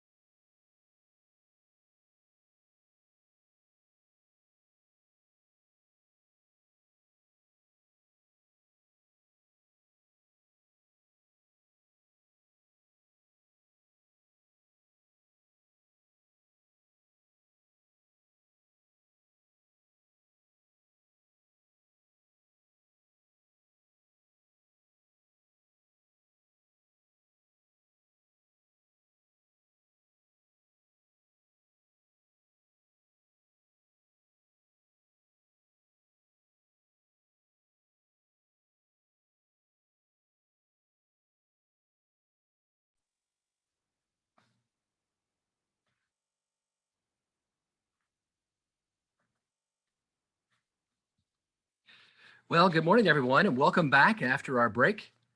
Thank you so much for coming back and joining us on part 2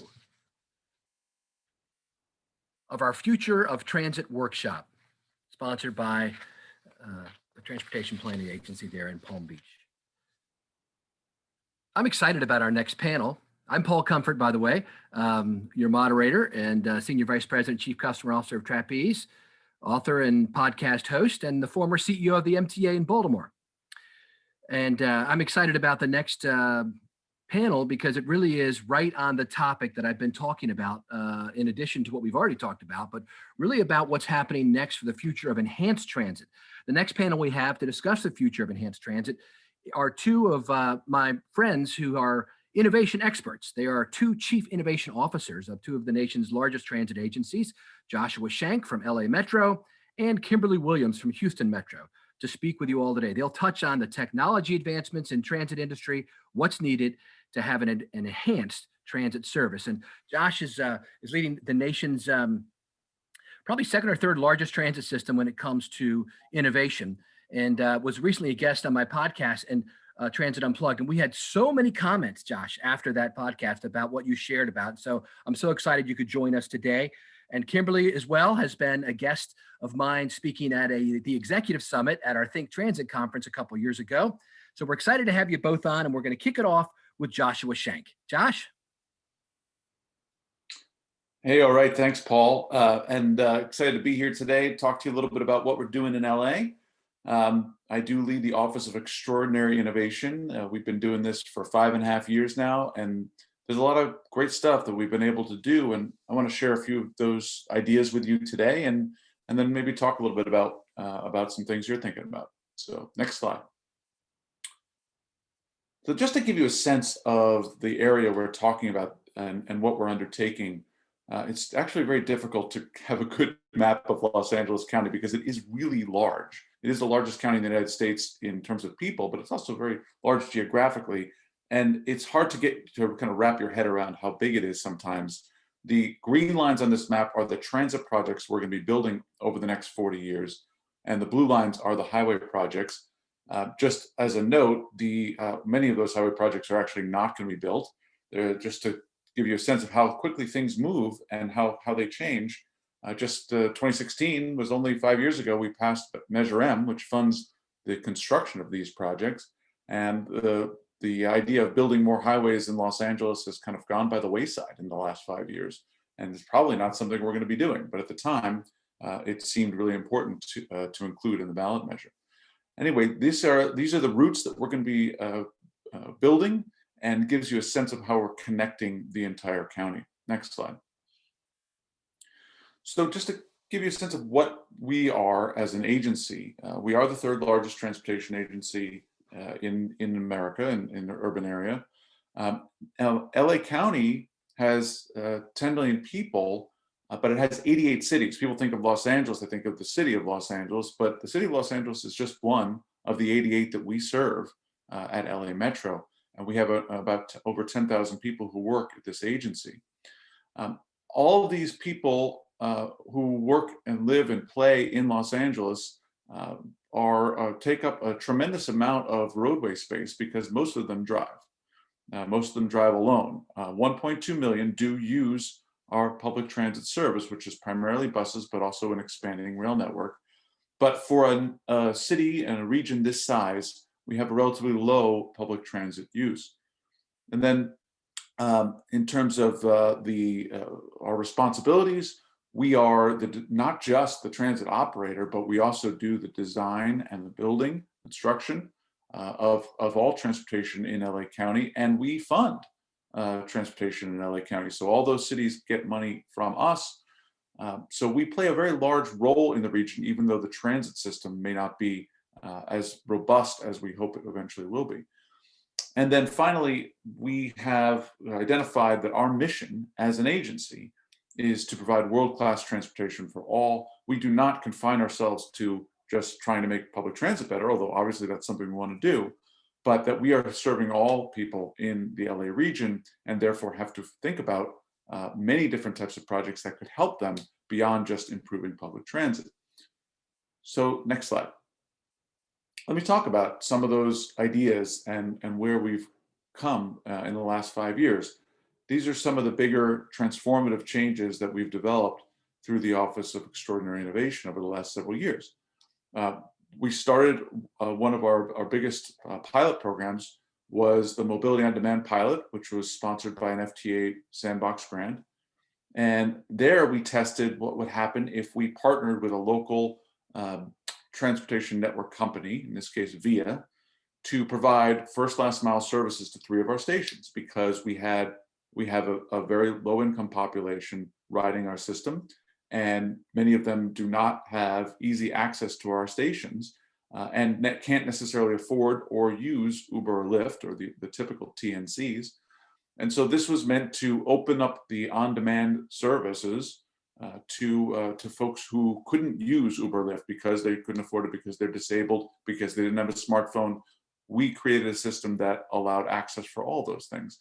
That pilot program ran for 2 years and eventually was successful and became folded into what's called our Metro Microservice, which is the next thing on this list. The Metro Microservice, we received an unsolicited proposal several years ago for the idea that we could offer our own on-demand service provided by our own drivers. And that's exactly what we're doing with Metro Micro. We did a side letter agreement with our operating union, and our own employees are operating an on-demand service now in LA County in 3 different zones. That service launched in December, and launching during a pandemic was not the ideal, but nonetheless, it's doing relatively well given that situation. And we are using it as a method of providing much better customer experience for people who might today rely on 2 buses with a transfer. Now they can have a more point-to-point on-demand service. We're also competing effectively with Uber and Lyft on some of these routes and offering a less expensive service. So we believe we're doing something to achieve our mission here by reducing the number of single occupancy vehicles on the road. And just to kind of return to the idea that we are trying to serve everyone and not just use the existing tools we have to do that, but to create new tools like this one. Next, the traffic reduction study. This idea looks at whether congestion pricing, the idea of pricing the roads in Los Angeles County, could be a method of reducing traffic if we combine it with other mobility improvements. The idea of congestion pricing, as you might imagine, is rather controversial in a place like Los Angeles, as I'm sure it would be in Palm Beach or most any city in America, even New York, where they're about to put it through. It's still very controversial. So the idea is that you charge drivers based on time of day and you allow traffic to move more smoothly. We are taking the approach that we want to find a partner in the area of one of those 88 cities to work with us on structuring this program so that it isn't us coming in and imposing it, but rather that we are working with the city to try to help them reduce traffic and add the types of service improvements that could potentially provide alternatives for people who don't want to have to sit in traffic or don't want to have to pay to avoid traffic. We are hoping to launch a pilot program for congestion pricing in 2025. Next, we have our Fareless System Initiative. This is actually going to our board this month. The idea here is that we rely on farebox revenue for a very small portion of our budget. We have an $8 billion budget this year, and about $300 million in fare revenue is expected. So not a very significant portion, and it's coming from some of the most low-income people in society. Average household income on our buses is $18,000 a year in a very expensive metropolitan area. So we thought, well, why not just get rid of the fares and replace that with a different funding structure, and that could not only increase ridership but soften the burden on low-income people. We're starting that with a pilot program in August for students, and then we're going to move to low-income people and students starting in January. And then finally, I talked earlier about the major capital program we're trying to deliver. Traditional project delivery of design build or design bid build has run into many, many problems in this country. There's escalating costs, and not just this country, around the world. There are escalating costs to project construction, and people are expecting us to deliver this large capital program. So we're looking at alternative delivery methods and in fact employing them on a couple of big projects right now. Using private finance where that makes sense, to de-risk the project and hopefully get more of these projects done in a shorter period of time. That too is a major innovation in a place that is traditionally used to building projects the way we build them. But we're really doing some exciting work on that. And we think it's going to lead to a number of our projects not only being built faster and within budget, but also with lots of innovation in them from the private sector. So that's just a sense of what we're doing. You can go to the next slide. Thanks so much for having me, and I look forward to your questions. Thanks, Josh. Yeah, and I want to let the folks who are watching know that now's the time to put in a question for Josh or Kimberly in your Q&A box, and we'll make sure we ask them that at the end of this. Now's the time for you to write a question out in the Q&A box. And when you do that, we'll make sure we ask them at the end. Now it's my pleasure to introduce Kimberly Williams from Houston Metro, one of the nation's leading innovative transit agencies. It was back in 2016 that I was able to visit Kimberly Williams Agency and their CEO there, who has done so much to help lead the industry into improving ridership. Kimberly, take it away. Absolutely. Thank you so much, Paul. It's always a pleasure to be with you and also with Joshua. And excited to share with you some of the things that we're doing in Houston. And thank you for hosting today's event. I think it's even more important that we have knowledge sharing as we go through these challenging times. So I just want to share a little bit about what Houston is doing. Next slide. So just to give you some context for those of you who are not familiar with Houston or haven't had a chance to visit, we are the 4th largest city in the United States. We have a large region with about 7 million people in our greater Houston area, serving about 3 million jobs. And so for the transit agency, our role is serving the 300 square mile service area that we have. And we are the regional transportation provider, providing the local service, park and ride, light rail and Metrolift, which is our paratransit service, our van pool program. And we are also, as I like to say, in the car business, in that we do have a significant HOV, HOT lane. Next slide. So prior to the pandemic, we had gone through an exercise of developing our long-range plan, and that involved 2 years of public engagement and looking at what was happening in the region. And based on the forecast at the time, in the next 20 years, we were anticipated to have 116% increase in the system as more people were moving into the region. Next slide. So this slide, as I mentioned, we had 2 years of public engagement. The first round of public engagement was give us your wish list. And people did. And that wish list came in at about $30 billion, which it was very expensive. And so we went back to our stakeholders and we asked, you've given us your wish list, now give us your priority list. What is the one thing that you would like to see? And so we were able to take those priorities and develop what we call the Metro Next Moving Forward plan that we would roll out over the next 20 years. We took that to the voters in 2019, and it was overwhelmingly approved, and we started to move forward to get some of those projects off the ground. And when we were guided by the goals of serving more people, providing more reliable service, and being more accessible. Next slide. So that plan looks like this. It has a significant investment of providing at least 25% more transit over the next 20 years. And with that, we have the introduction of bus rapid transit. There will be 5 new corridors. On the Regional Express, there will be over 100 new miles added to that project. And then we have 16 additional miles that we wanted to add to our existing light rail system. And then we would be doing about 17 of what we call boost corridors or enhanced corridors and precursors to BRT, and along with a number of treatments and enhancements throughout the system that would occur over this time. Next slide. So we were fortunate that we have a partner in the region who decided to incubate the bus rapid transit lines in Houston. This is actually not a Houston Metro project. It is a Uptown Management District project that they funded on what was previously envisioned to be a light rail line.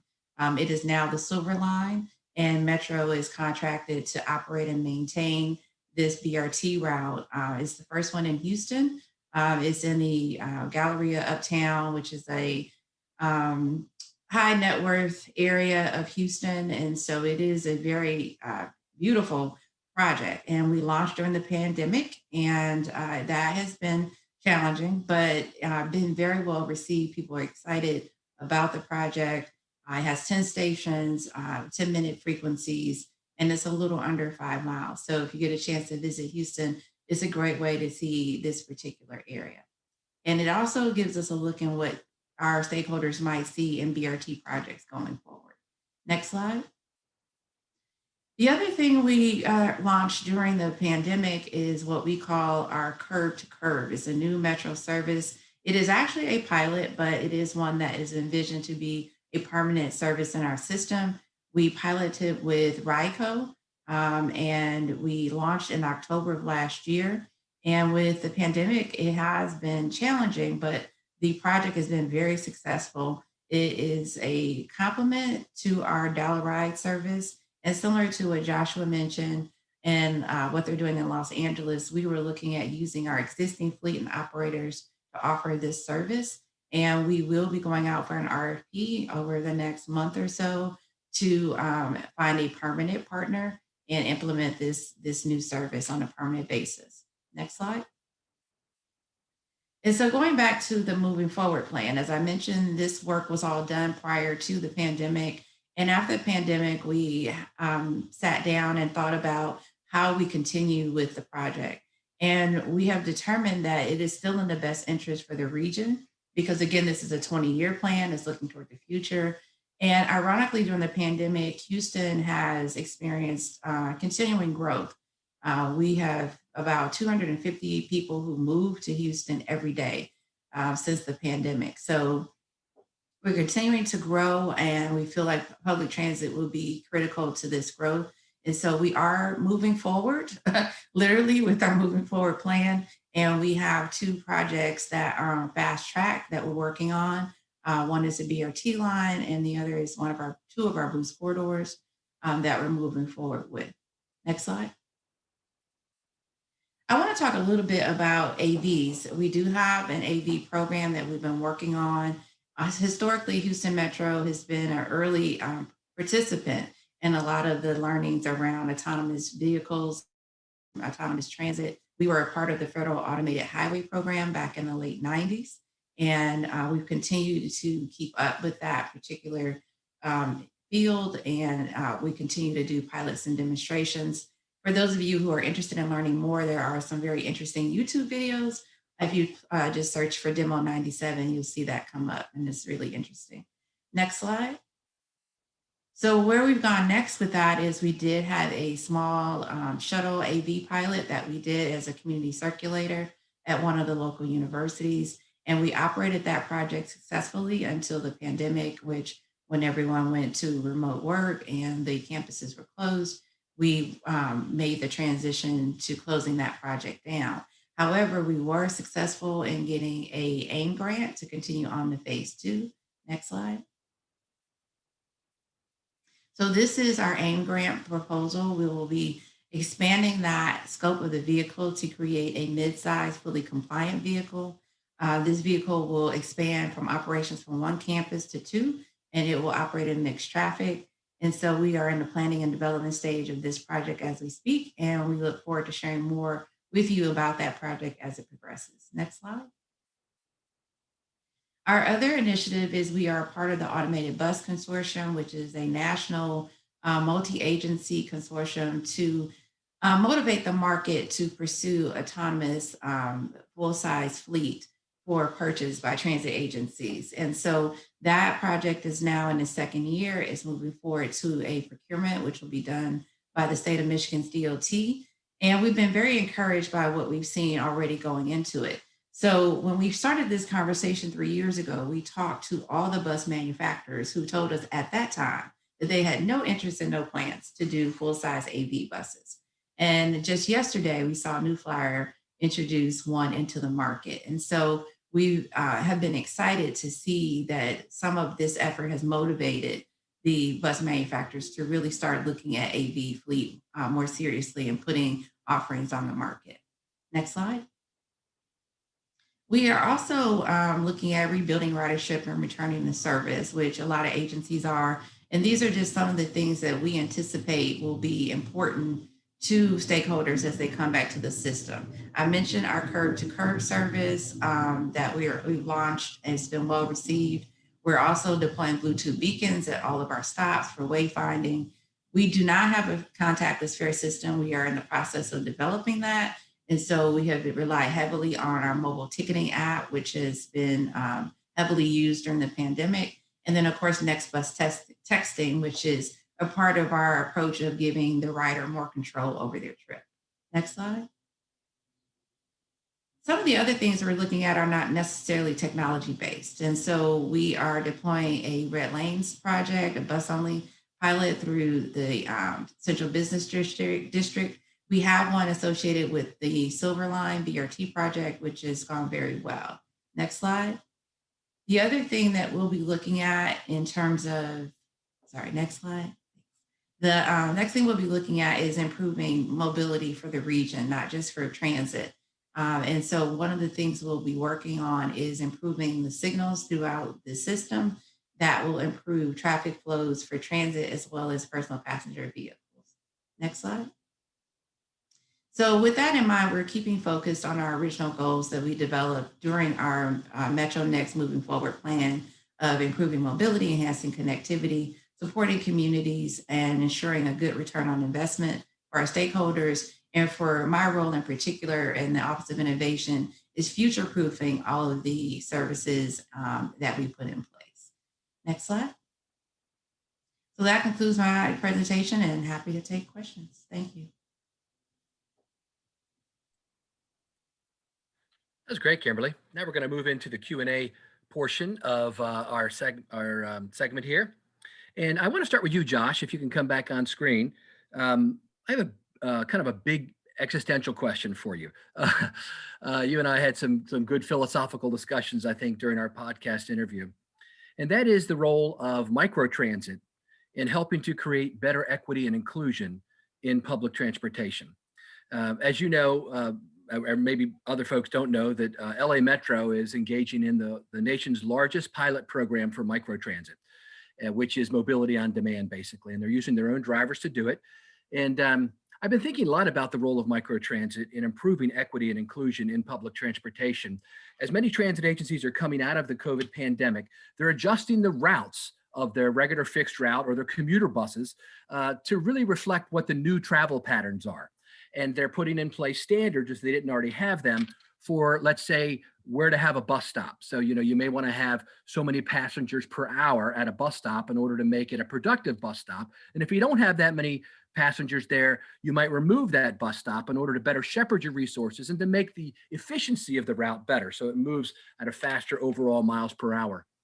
In addition, some routes themselves may be moved off certain streets to move over to other streets where there's more of a demand. But when that happens, some people get left behind. My grandmom needs a bus on Thursdays at 2 p.m. to go to her regular appointment, but there's not enough passengers at that bus stop to justify having it there.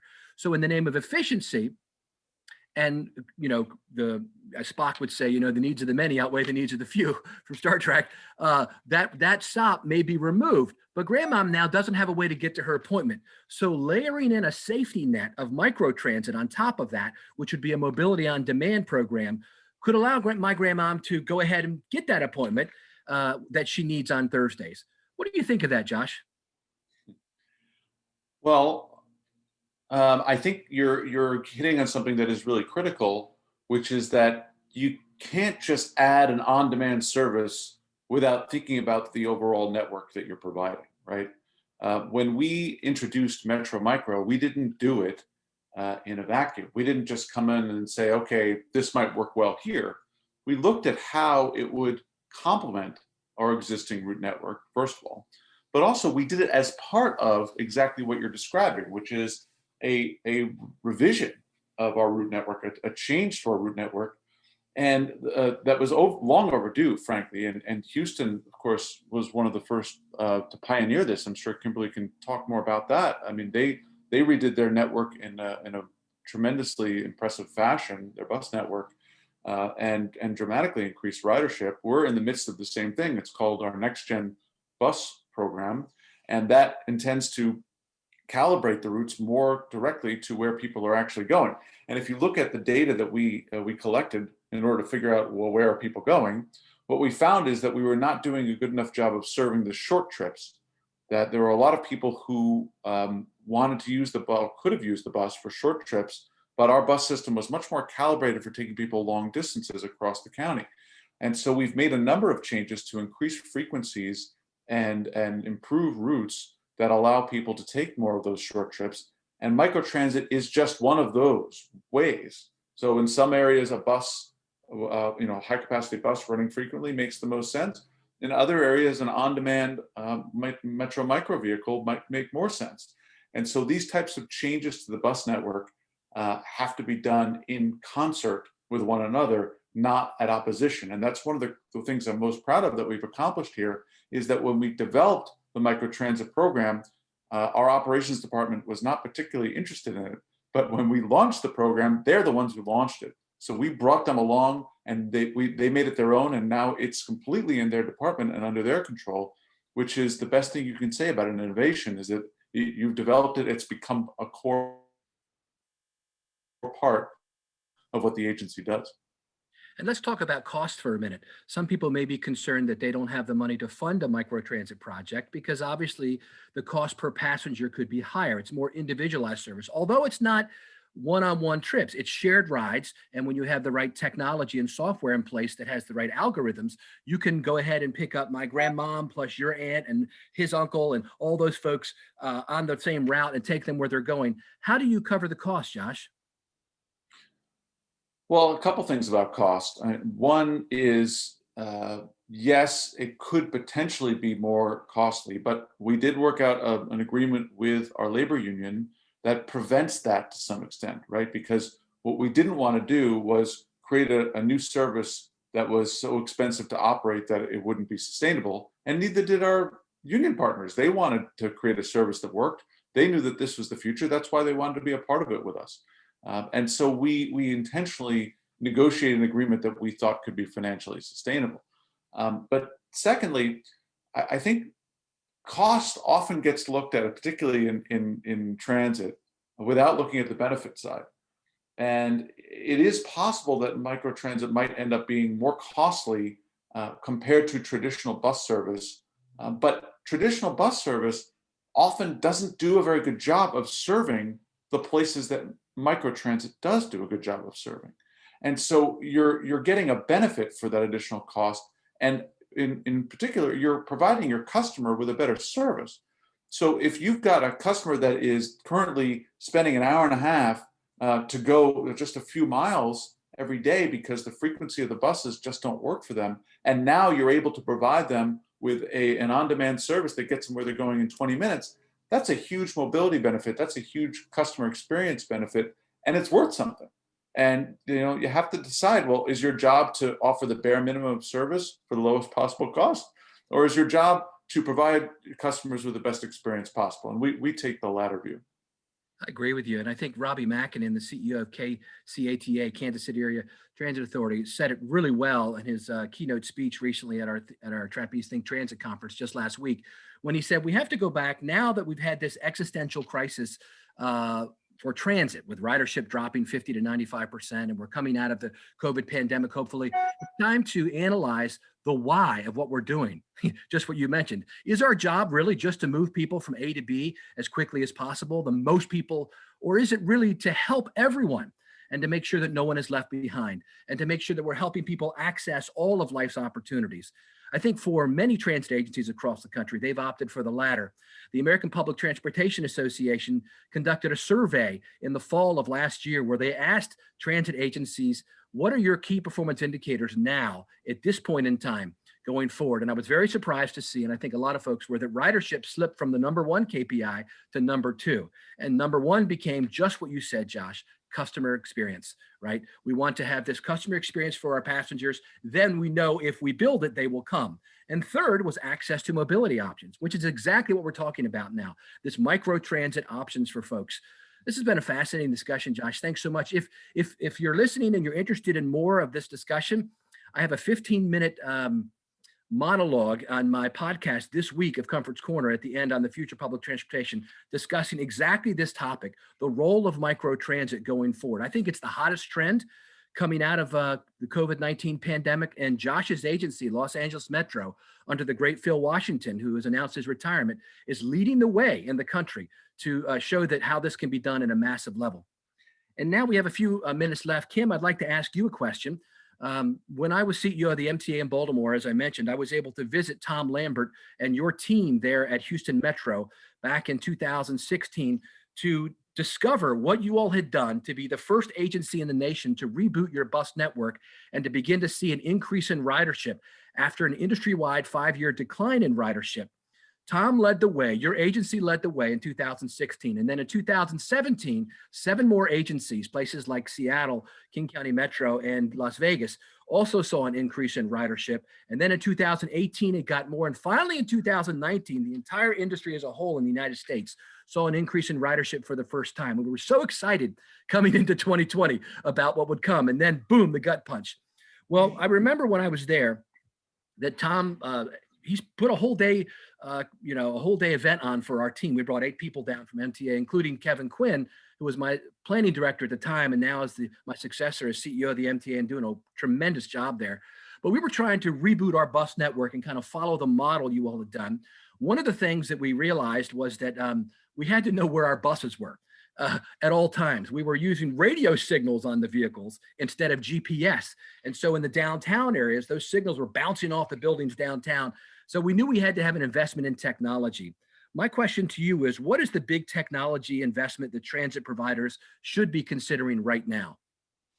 You know, this is a very interesting question. And I do want to note, because we are, with our Florida colleagues today, we did do extremely well with our Metro reimagining, but actually Jacksonville, Florida was the first to do a reimagining process. So I want to make sure that they get credit for that.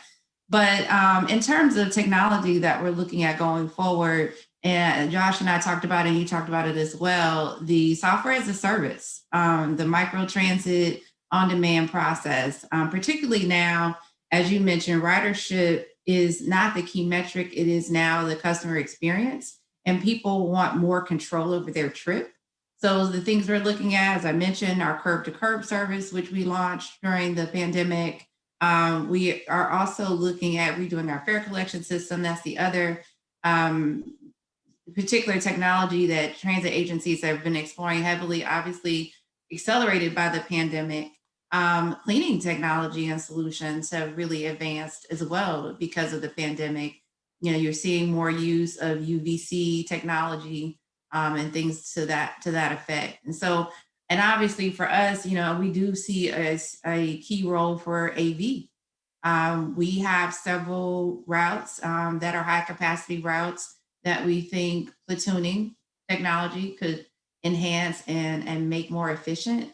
But, we have to do some things to get that technology off the ground and further along to really realize those benefits. So those are just a couple of things that we're looking at. That's great. On the AV point you made, in my recent visit to Florida that I was able to make in March, following all the safety protocols, I was able to visit Jacksonville Transportation Authority and Nat Ford, and actually got to go to his autonomous vehicle test and learn facility. Some of the brightest folks I've ever met in the industry were there. And I spent a half a day with them there, and they showed me how they are testing these autonomous vehicles and actually providing feedback to the original equipment manufacturers, the OEMs, to improve their potential usage in public transportation.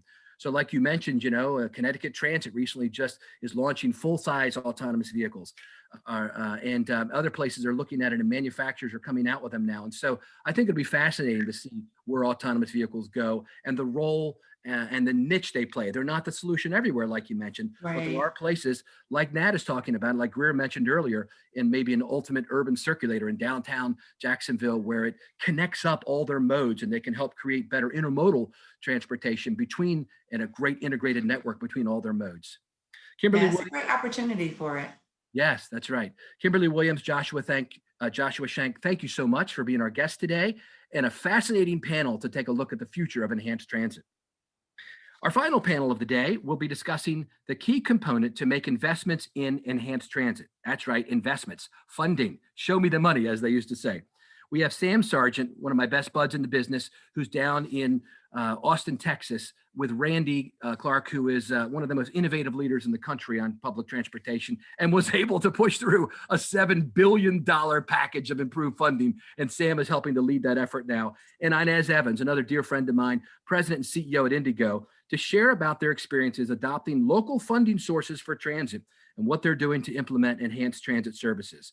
So I'd like to kick it off with each of them with a 10-minute presentation, starting with Sam Sargent, who is Director of Program Strategy at Austin Transit Partnership at Capital Metro in Austin, Texas. Sam, welcome.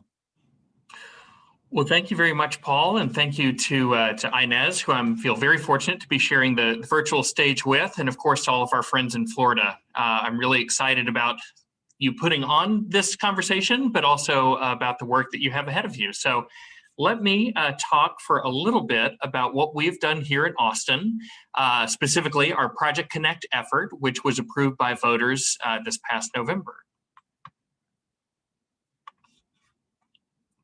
There we go.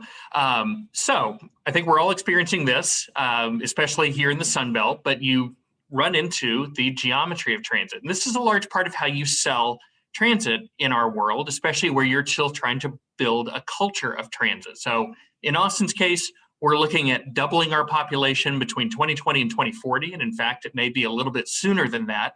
And we are only able to grow our road network by something like 10 or 11%. And that would be if we had all of the money in the world to do so. So something's got to give. And of course, transit is, as we all know, the most efficient way to move folks around, also the most sustainable and one of the most equitable. But I think that Austin's growth finally hit a point where people realized that something had to give and we needed to think a lot bigger than we ever had. And that's what got us Project Connect. And so I know many people here won't necessarily be familiar with Austin or certainly with a map of Austin, but just take a look here as I scroll through the system plan. And it gives you a sense of what we put out there to voters. And so the orange and the blue, those are new light rail lines. The red line indicates an existing commuter rail line. Green line is a future commuter rail line. Purple is BRT and gold is BRT that could at some point transition into LRT, very similar to the Orange Line busway that Josh has there at LA Metro. But it's a map that has some type of surface and some kind of investment and some kind of benefit that touches on almost every corner of our city. And of course, that's one big reason why the price tag wound up being something in the range of $7.1 billion. But at the same time, people finally got to that point, even in COVID, where there was an understanding that we are simply growing too fast and our infrastructure has not kept up. And something's got to give, and we see this map, and we're excited about it. And we understand that it's got something for everybody. So here's a couple of the components of our program. Again, it's not meant to, these numbers could be very different depending on what the local funding sources are. But I think the variety is a really important component of how you put these types of investments out to your community. So we've got light rail and a tunnel that makes up the largest portion of this investment, but also bus rapid transit, improvements to our existing local bus and Metro Express services, park and rides for people in more suburban environments, on-demand zones, which are very popular, especially popular with our policymakers, and especially in those areas where it doesn't make sense to put a 35, 40-foot bus into that neighborhood. But also, and I think it's really critical to call out very quickly, $300 million in anti-displacement investments. And so in our context, this could mean land banking, which has a lot of benefit when you're trying to do a big construction project in an urban environment, because we need lay down space.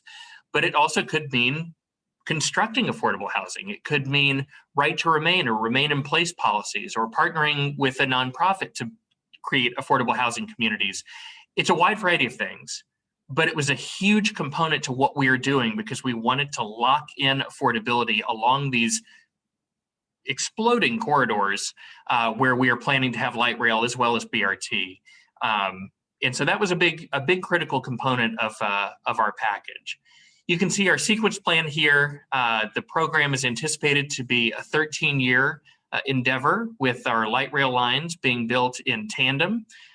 They also are interlined for a large portion of them, so they run together. But then you can see some of these other investments that I just mentioned over time, including at the bottom, the anti-displacement investments, or think of it as affordable housing. Real quick, and for those of you who are into the NEPA process and are familiar with it, this is really Austin's first go-round with a project remotely of this size, but let alone one that's going to involve the FTA and the New Starts process especially. But our voters here said yes in the fall of 2020. We are into scoping and working on our draft environmental statement, working towards a record of decision at the very end of next year. And then you can see through the rest of this decade as we move towards a full funding grant agreement and revenue service. A 45% FTA match was always built into our financial model. Of course, that can vary, but the FTA is a huge part of how we intend to fund this system.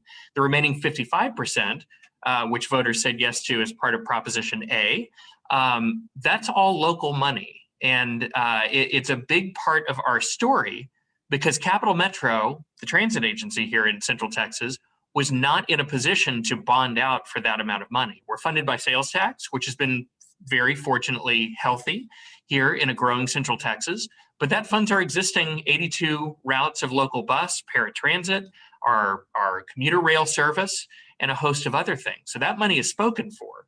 So we partnered with the city of Austin and went out for Proposition A, which is actually a property tax levy. And that will fund not only the construction of our program, but we'll also fund operations and maintenance for the new portions of it, whether that be light rail or bus rapid transit, in perpetuity. And so again, I mentioned how the components of Project Connect were very diverse, and our funding sources are also fairly diverse. And it was really critical that we do that so that we could shift the burden around and shift the investment around and shift that sense of ownership around and give us the ability to move forward and to do revenue bonds, but also to make sure we are able to cover the ongoing long-term operations and maintenance. So pooling all of that money together required the creation of a new construction entity. Call it a joint venture. It's a government joint venture. So Project Connect is being put together by a combination of Capital Metro and the city of Austin into the new Austin Transit Partnership. So I spent 6 years at Capital Metro, and I am now full-time with the new Austin Transit Partnership as the Director of Strategy. And the Austin Transit Partnership is the entity that will implement and build all of the new investments before handing it back over for operation to Capital Metro. The joint venture, Austin Transit Partnership, does have an independent board of directors. That was an important political and practical consideration here in Austin, so that it wasn't just a new department of Capital Metro or the city. And here is our 5-person board of directors. It includes people with a wide variety of professional and lived experiences. It includes our mayor as an elected official. It includes a member of the Capital Metro board. It includes the president of our HBCU, and it includes our chair, who is a local architect, and Tony Elkins, who comes from Transit Engineering Consulting. So it brought together a lot of new expertise to oversee our new independent construction vehicle. And these folks were appointed by the city and Capital Metro. So breaking apart who does what, the newest parts of our system, which is light rail in Austin's instance, we don't have any light rail today, as well as the tunnel and a brand new maintenance facility, that's really going to be the focus of my group, the Austin Transit Partnership. Capital Metro is going to handle what we would call the rubber tire projects, as well as some improvements to the existing commuter rail line. And then the city of Austin is going to play a critical role in not only that anti-displacement investment, but also everything related to utilities relocations, permitting, and right-of-way. That's an extremely critical part of our partnership because almost all of the light rail is going to be street running in city right-of-way, other than the tunnel, of course. So again, as I mentioned, and I won't spend too much time here, but it is a property tax. That was what Proposition A was. There is not a way in Texas to expand our sales tax. It is capped at 8.25.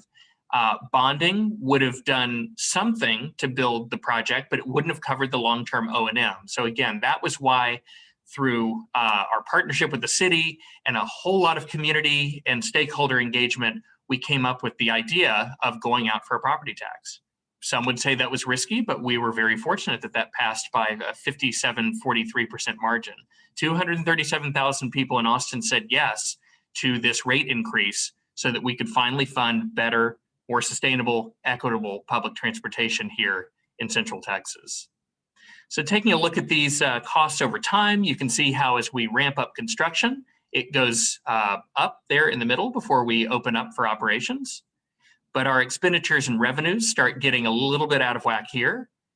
And that is where the ATP and its ability to do debt financing and revenue bonds using that property tax money as the collateral, that's how we're going to be able to build this up front, pay down the debt, and pay for our long-term operations and maintenance. Community engagement, it goes without saying, but Austin is a very, very engagement-heavy city. People expect to be consulted, and I think rightfully so. It's their tax dollars at work. And so we have done an enormous amount of community engagement in the lead up to the election, call it education, but we're doing a ton of it today. And obviously there is NEPA, there are FTA requirements, but there's also just doing the right thing. So we have engaged a wide and diverse array of people. We've gone to where they are. We've obviously now started mixing a lot of digital, but we still try to do in person wherever we can, trying to humanize that technical jargon, call it a Transit 101 exercise for your community.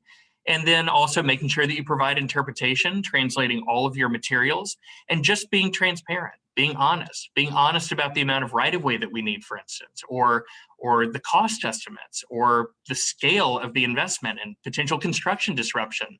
Just being honest with the community and how far that goes, as opposed to the short-term gain of maybe being a little bit less straightforward in the here and now. So far, we've engaged over 90,000 people. Austin's a city of 1 million, so we have a lot more folks to talk to. But this is a lot of work and a lot of effort by our very talented community engagement and planning staff here. And of course, growing our DBE and SBE programs. This is something that I'm really excited about, and it's going to be a huge part of Project Connect, but it's also going to set the stage for the Capital Metro of the future, making sure that we engage not just our DBE and SBE partners, although that is critical, but just engaging the community. Again, trying to cast that net wide, giving people that sense of ownership, giving people in neighborhoods a sense of ownership, no different than a business person, whether they're in a small or a large firm, giving elected officials that sense of ownership, and then giving your customers, both the customers of today and the customers of the future, that sense of, this is my system and I'm willing to invest in it. Creating access and equitable opportunity. I know that these slides will be shared with the participants, so I won't hit on it for too long, but this is a really good visual. And we did this for the orange, blue, gold BRT, red and green line commuter rail to show, here is how many jobs we might create. Here's the minority population that's going to be benefit from this investment, as well as a lot of demographic information that I think is really important to get that sense of who is on this corridor, who is on this alignment, and tailoring your messaging accordingly. Making sure, again, that people feel that sense of ownership over the system.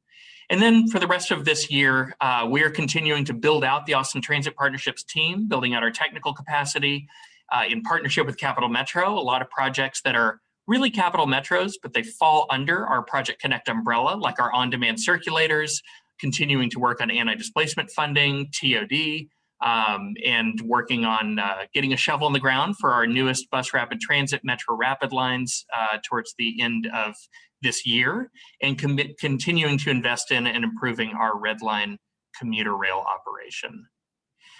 I'll leave with this, probably our highest quality and glossiest of our renderings, but visuals, whatever you can do in terms of a visual, and it doesn't need to look like this, goes such a long way. Because what you really need to do is spark people's imagination, get people, especially after such a trying year and a half, let's call it, to look ahead and to look to the future and to be hopeful and to get interested in our business, to get interested in transit and say, I want to invest in that and I want to ride on that one day. And that belongs to me and my neighbors. So however you can do that, the different ways of communicating it, it's going to go a really long way.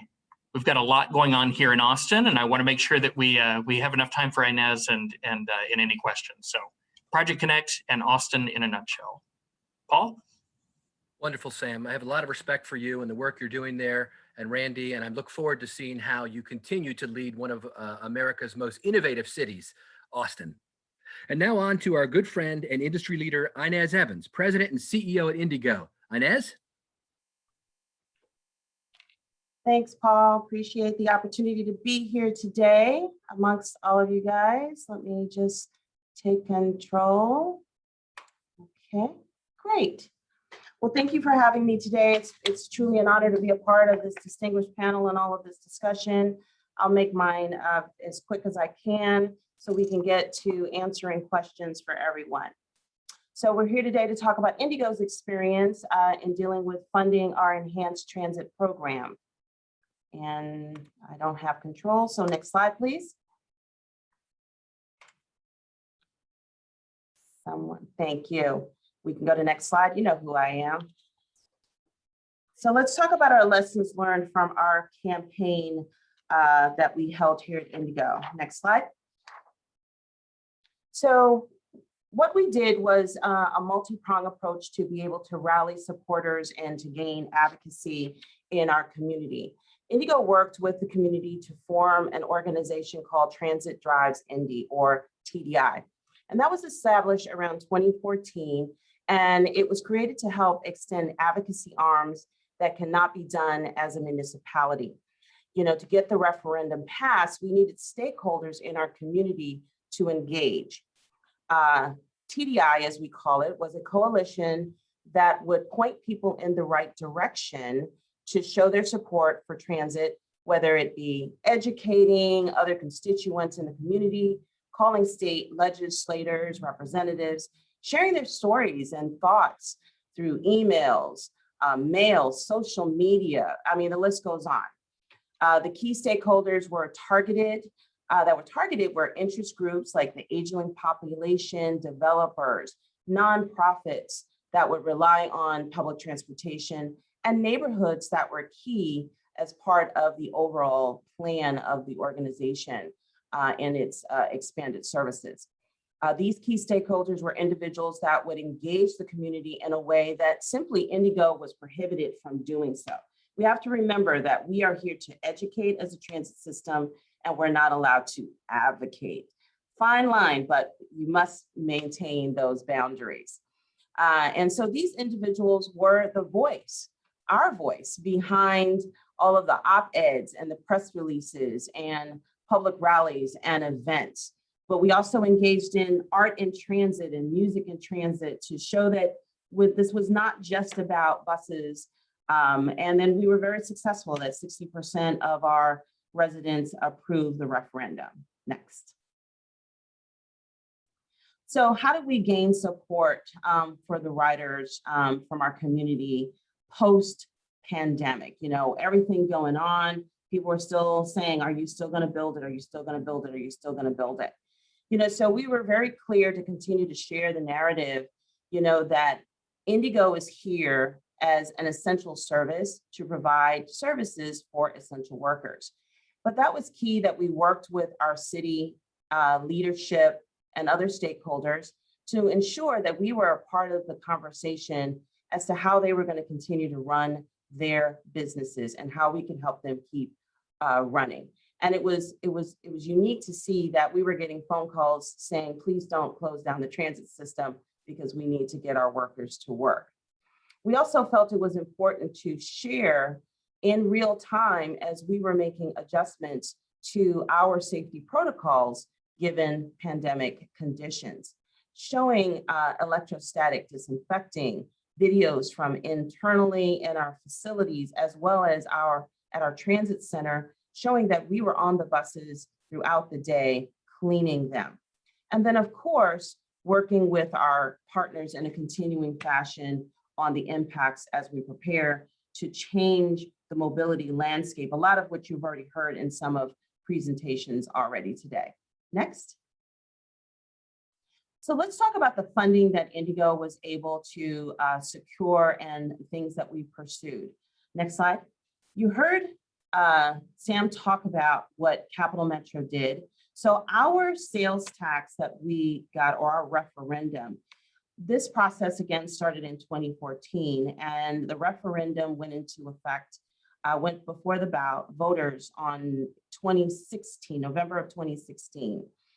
It also required our city council to also pass a law allowing this to happen, and that happened in 2017. But as you can see, the partnership framework that we have before you is that we were counting on the city of Indianapolis to be a partner, our funding coming from the referendum, which was 25 cents on every $100 that a person gets. That's what we would get off of their money. And then the FTA, we too created a funding strategy where we were looking for at least 50% of a cost share from the FTA and state and grants. But we also looked at how much was our financing gonna cost? Should we do pay as we go? Do we do revenue bonds? Things of that nature. We created a governance committee that looks at a capital advisory committee that helps to oversee how we're spending the money and how the projects are going, as well as a governance and audit committee for our board with a special emphasis on this capital project. And so all of that works together in concert to see how we're going to flow all of that into our operations. Next slide. So what was the Marion County Transit Plan supposed to do? Out of all of this, what are we going to get for that 25 cents on every $100 that we spend? Indigo put together what's called the Marion County Transit Plan, which was to focus on providing 70% more ridership experiences here in our city. So we had to increase our service by 70%. Through that, we were going to be having higher frequency routes, 3 bus rapid transit lines, which I'll get into a little bit more in a few minutes, better transfer opportunities, longer services, and every route every single day. Next slide. So our overall components, this is just a quick snapshot of what the 3 major legs of the stool were going estimated to cost. Red line at 96 million, purple line, which we will begin doing construction on next year, and blue line at 220 million, for a total cost of the $585 million. Our referendum is slotted to bring in about 56 million more dollars to our transit system annually. Next slide. So this is just a brief overview of what the network would look like as we go into the future, showing, red lines are more frequent than, because they were not frequent before. We had routes that were an hour, and now we're up to routes that are 7 days a week, and that's really great. Next. So what I wanted to show here is that how our funding source that has been secured breaks down, and I know these slides will be shared with you, how much infrastructure improvements that our city is being able to benefit from. As you can see, the amount of sidewalk replacement, ADA curb ramps, signal upgrades, things of that nature. So this was not just about providing better bus service, which is truly a highlight of what we want to do. But I think it's important that we highlight the infrastructure improvements, the benefit to the overall communities that that our city is being able to tout. So next slide. So our outreach efforts, I think it's important that as you begin to look at any kind of enhanced funding programs, that you don't lose sight of the outreach that needs to be conducted. That is so critical. You need to do it often and be as robust as you possibly can. And then learn from each time that you do a program, what could you have done differently so you do it better the next time. For our Red Line project, we reached over 22,000 individuals and held over 560 meetings. And you can see all of the campaigns that went forth in doing it. But the Red Line was also to be able to effectuate change, because this was all built on an equity platform to address issues of individuals of low income, social justice issues. So it's important to be able to identify the jobs impact that these new routes will be, this enhanced transit system that you're going to be putting in. How is that going to affect the community? And as you can see, the Red Line was going to be able to address getting folks with 120,000 jobs were going to be within walking distance of our line. Next slide. So our Purple Line, which is our next line that we're doing right now, we're about ready to sign our full funding and grant agreement with the FTA. Yay. That is slotted to be $169 million. And you can see here again, how many sidewalks and all of that stuff that has to go into it.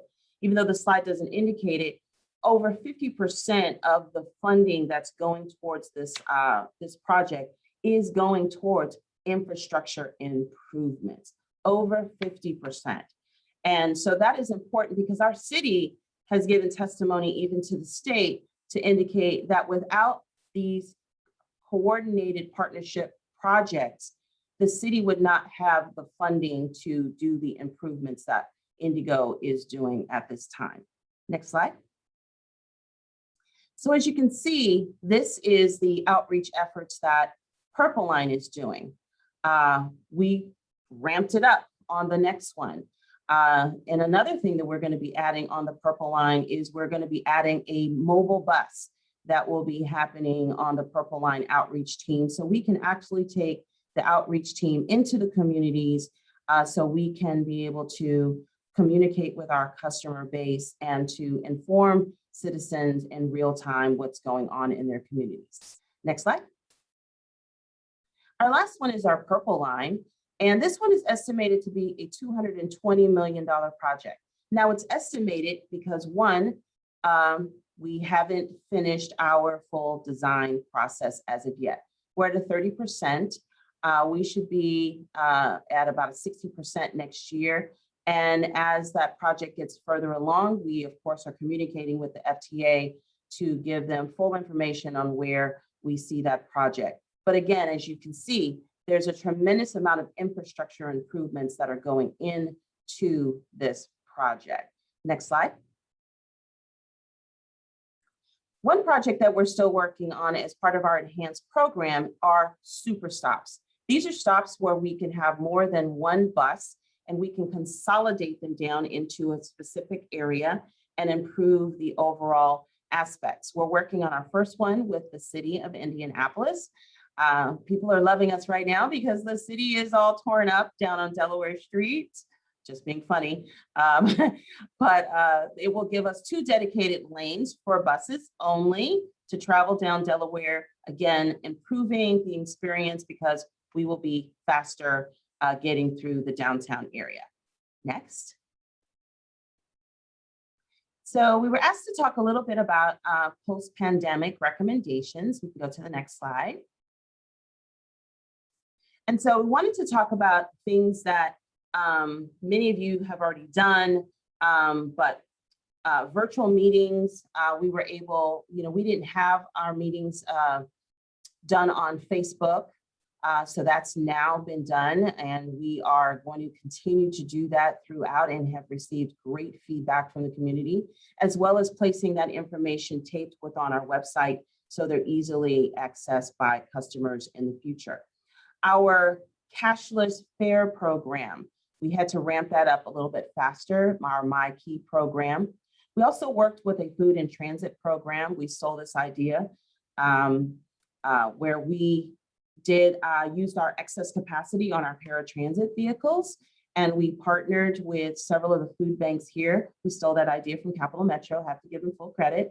And but we also went as far as starting a new community-based program with the Martin Luther King Center here in Indianapolis to provide a food services, and we actually supplied them with 4 vans that we leased to them for $1 to continue to eradicate a food desert in their neighborhood.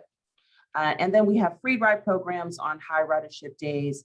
And of course, we are looking at other mobility options such as microtransits like everybody else is doing. But we're really looking at community-based programs where we can help empower and uplift communities within themselves. Next slide.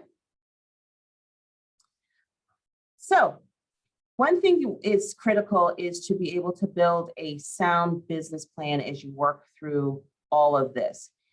You know, you have to consider that you are building a system that needs to be sustainable, not just obtainable, but sustainable. So make sure as you're looking at what your plan is going to be that you can build it, run it, and sustain it for long periods of time.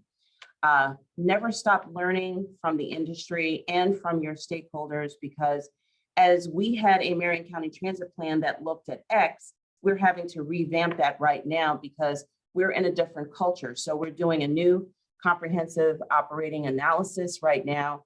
And what we're looking at is that the 40-foot bus may not be the best vehicle option in all of our areas. And to have smaller buses that are more nimble are better for us. And that's going to help us stretch our dollar a lot further. Because what we're predicting is that because of COVID, that our funding sources are not going to be as robust as originally predicted. But if we're able to cut our expenses in half by having smaller buses, we will still be able to supply the Marion County Transit Plan as predicted, just using smaller vehicles. And then of course, we need a new facility, more buses, we need a new facility. And so we're making sure that we're incorporating that. We've purchased 5 properties in this last year, including a 100,000 square foot new headquarters building on 11 acres, so we can expand our bus garage. Next. That's it. Turn it back over to Paul. That's great, Inez. Hey, let me ask you a follow-up question to this.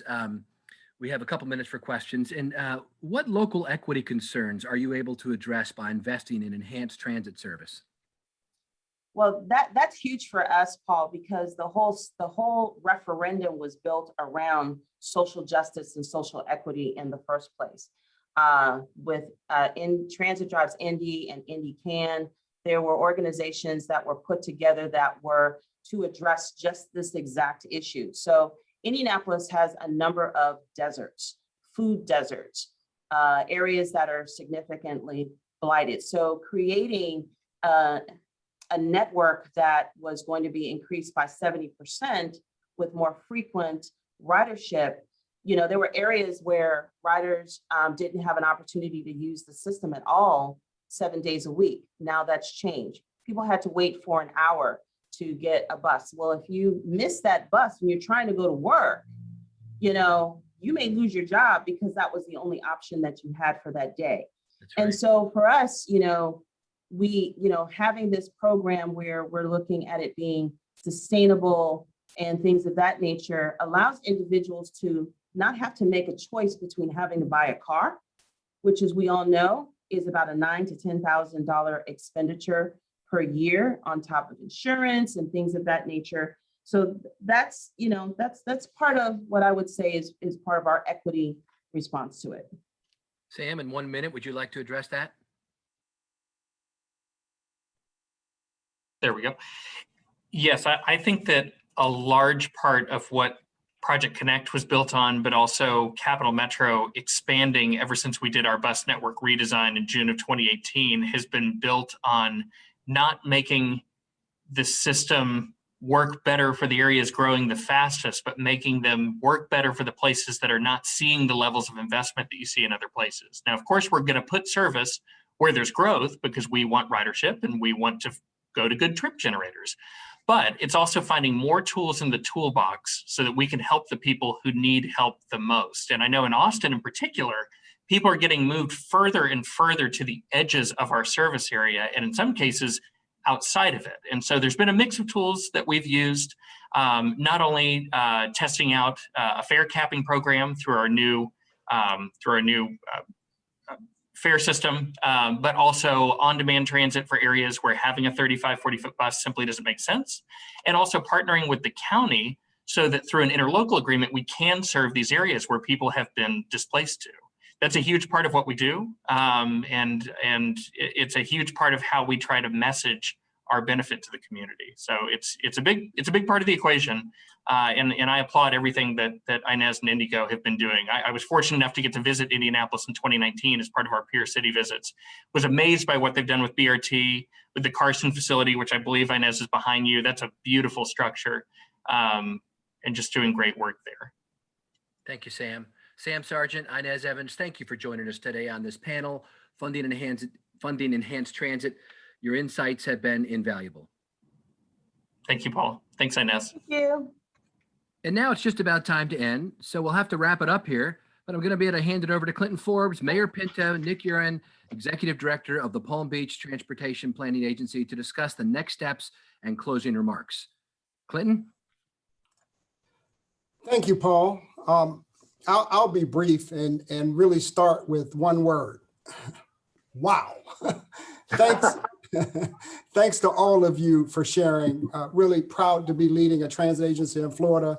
Proud to lead our state association. Your presentations were chock full of transit innovation and local funding source ideas that will help Palm Beach County continue to chart its transit future. I'm truly inspired. Thank you. And finally, I don't want anyone to forget the resiliency that our industry has shown as we approach the end of this pandemic. I'm tremendously proud of all of you, the leaders who have led your respective agencies through this, and more importantly, our frontline employees who kept our country moving during and through this pandemic. Thank you again. Great workshop, and I'll pass it along to Mayor Pinto, our TPA chair. Thank you, Clinton. First of all, I'd like to just say thanks to quite a few folks for putting on today's presentation. Paul, thank you for leading us through this discussion and all the different panelists. As you can see, as we all see, there are a lot of moving parts here. But the good news is there's a lot going on across our country, coast to coast, I think moving us in the right direction. I'd like to thank Nick and Valerie for putting this together. This is something I've been asking them to do for a little bit. And the reason is here in Palm Beach County, we are at a point where we're embarking on a journey to try to really move the dial forward for our county and for the region, actually, which includes Broward and Miami-Dade, who have really done a lot of work in this area already. And we're kind of, I don't want to say catch up, but we've got a lot of work to get done to really get up to a point where we need to be to do the things we want to do. But I also just like to take a moment and thank all of the panelists that shared with us today what they're doing. I think Clinton took the words out of my mouth. Wow is the word that comes to mind. But one thing that also comes to mind that's clear is that all of you that presented today are clearly subject matter experts in this area, and you're doing a lot of great work that is really moving the dial forward for creating what the transit model will look like for the future. We want to be there as a county and a region and develop our capabilities and service to our our citizens by providing and being a contributor to moving the dial to creating a transit vision for the future. So one of the next steps I like is I'm going to tell Nick and ask Clinton if the three of us get together so we can kind of talk about some of the things we learned today and how that applies to where we are. And it's helping us understand to begin asking the questions and looking at things. It's kind of, you don't know what you don't know, but we're finding that out, and we will be able to address it by that kind of discovery. So thank you very much. Nick? Thank you, Mayor. And I want to echo the thanks to our panelists. This has been a fantastic event. Expertise, time investment, we really appreciate your willingness to partner with us here in South Florida. Thank you for the participants who spent time with us this morning and paid attention to what they had, the content that we were able to share. And I'm just going to take a second and highlight some of the big picture things that I heard this morning. First, Javier, thank you for reminding us that we have got to maintain our existing system. We have to maintain our existing system. Even as we envision expansions, even as we want to go big, we've got to ensure that we maintain existing funding levels so that our existing system can operate well. And then Greer and Tim, I think you both did a fantastic job of selling us on the point that local funds attract federal and state dollars. That when you have that designated local funding source, you can go after those discretionary grants that give you access to other people's money in order to build the future that you've envisioned. And then Brad and Whit, I think the takeaway I had from your combination of presentations is that partnerships make the system work.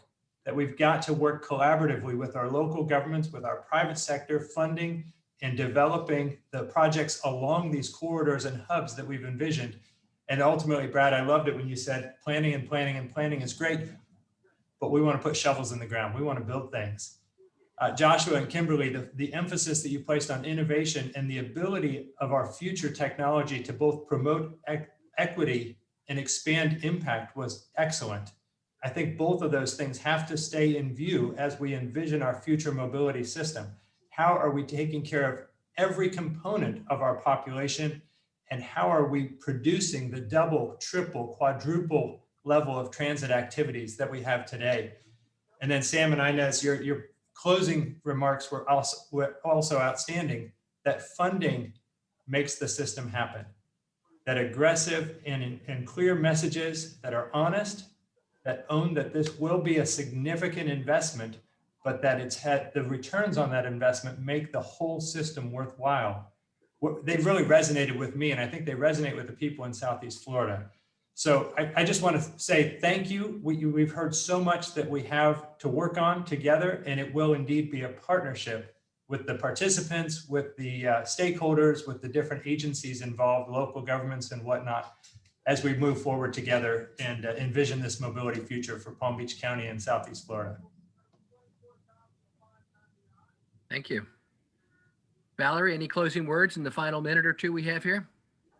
Just want to say thank you so much to everyone who participated and stuck with us through the end.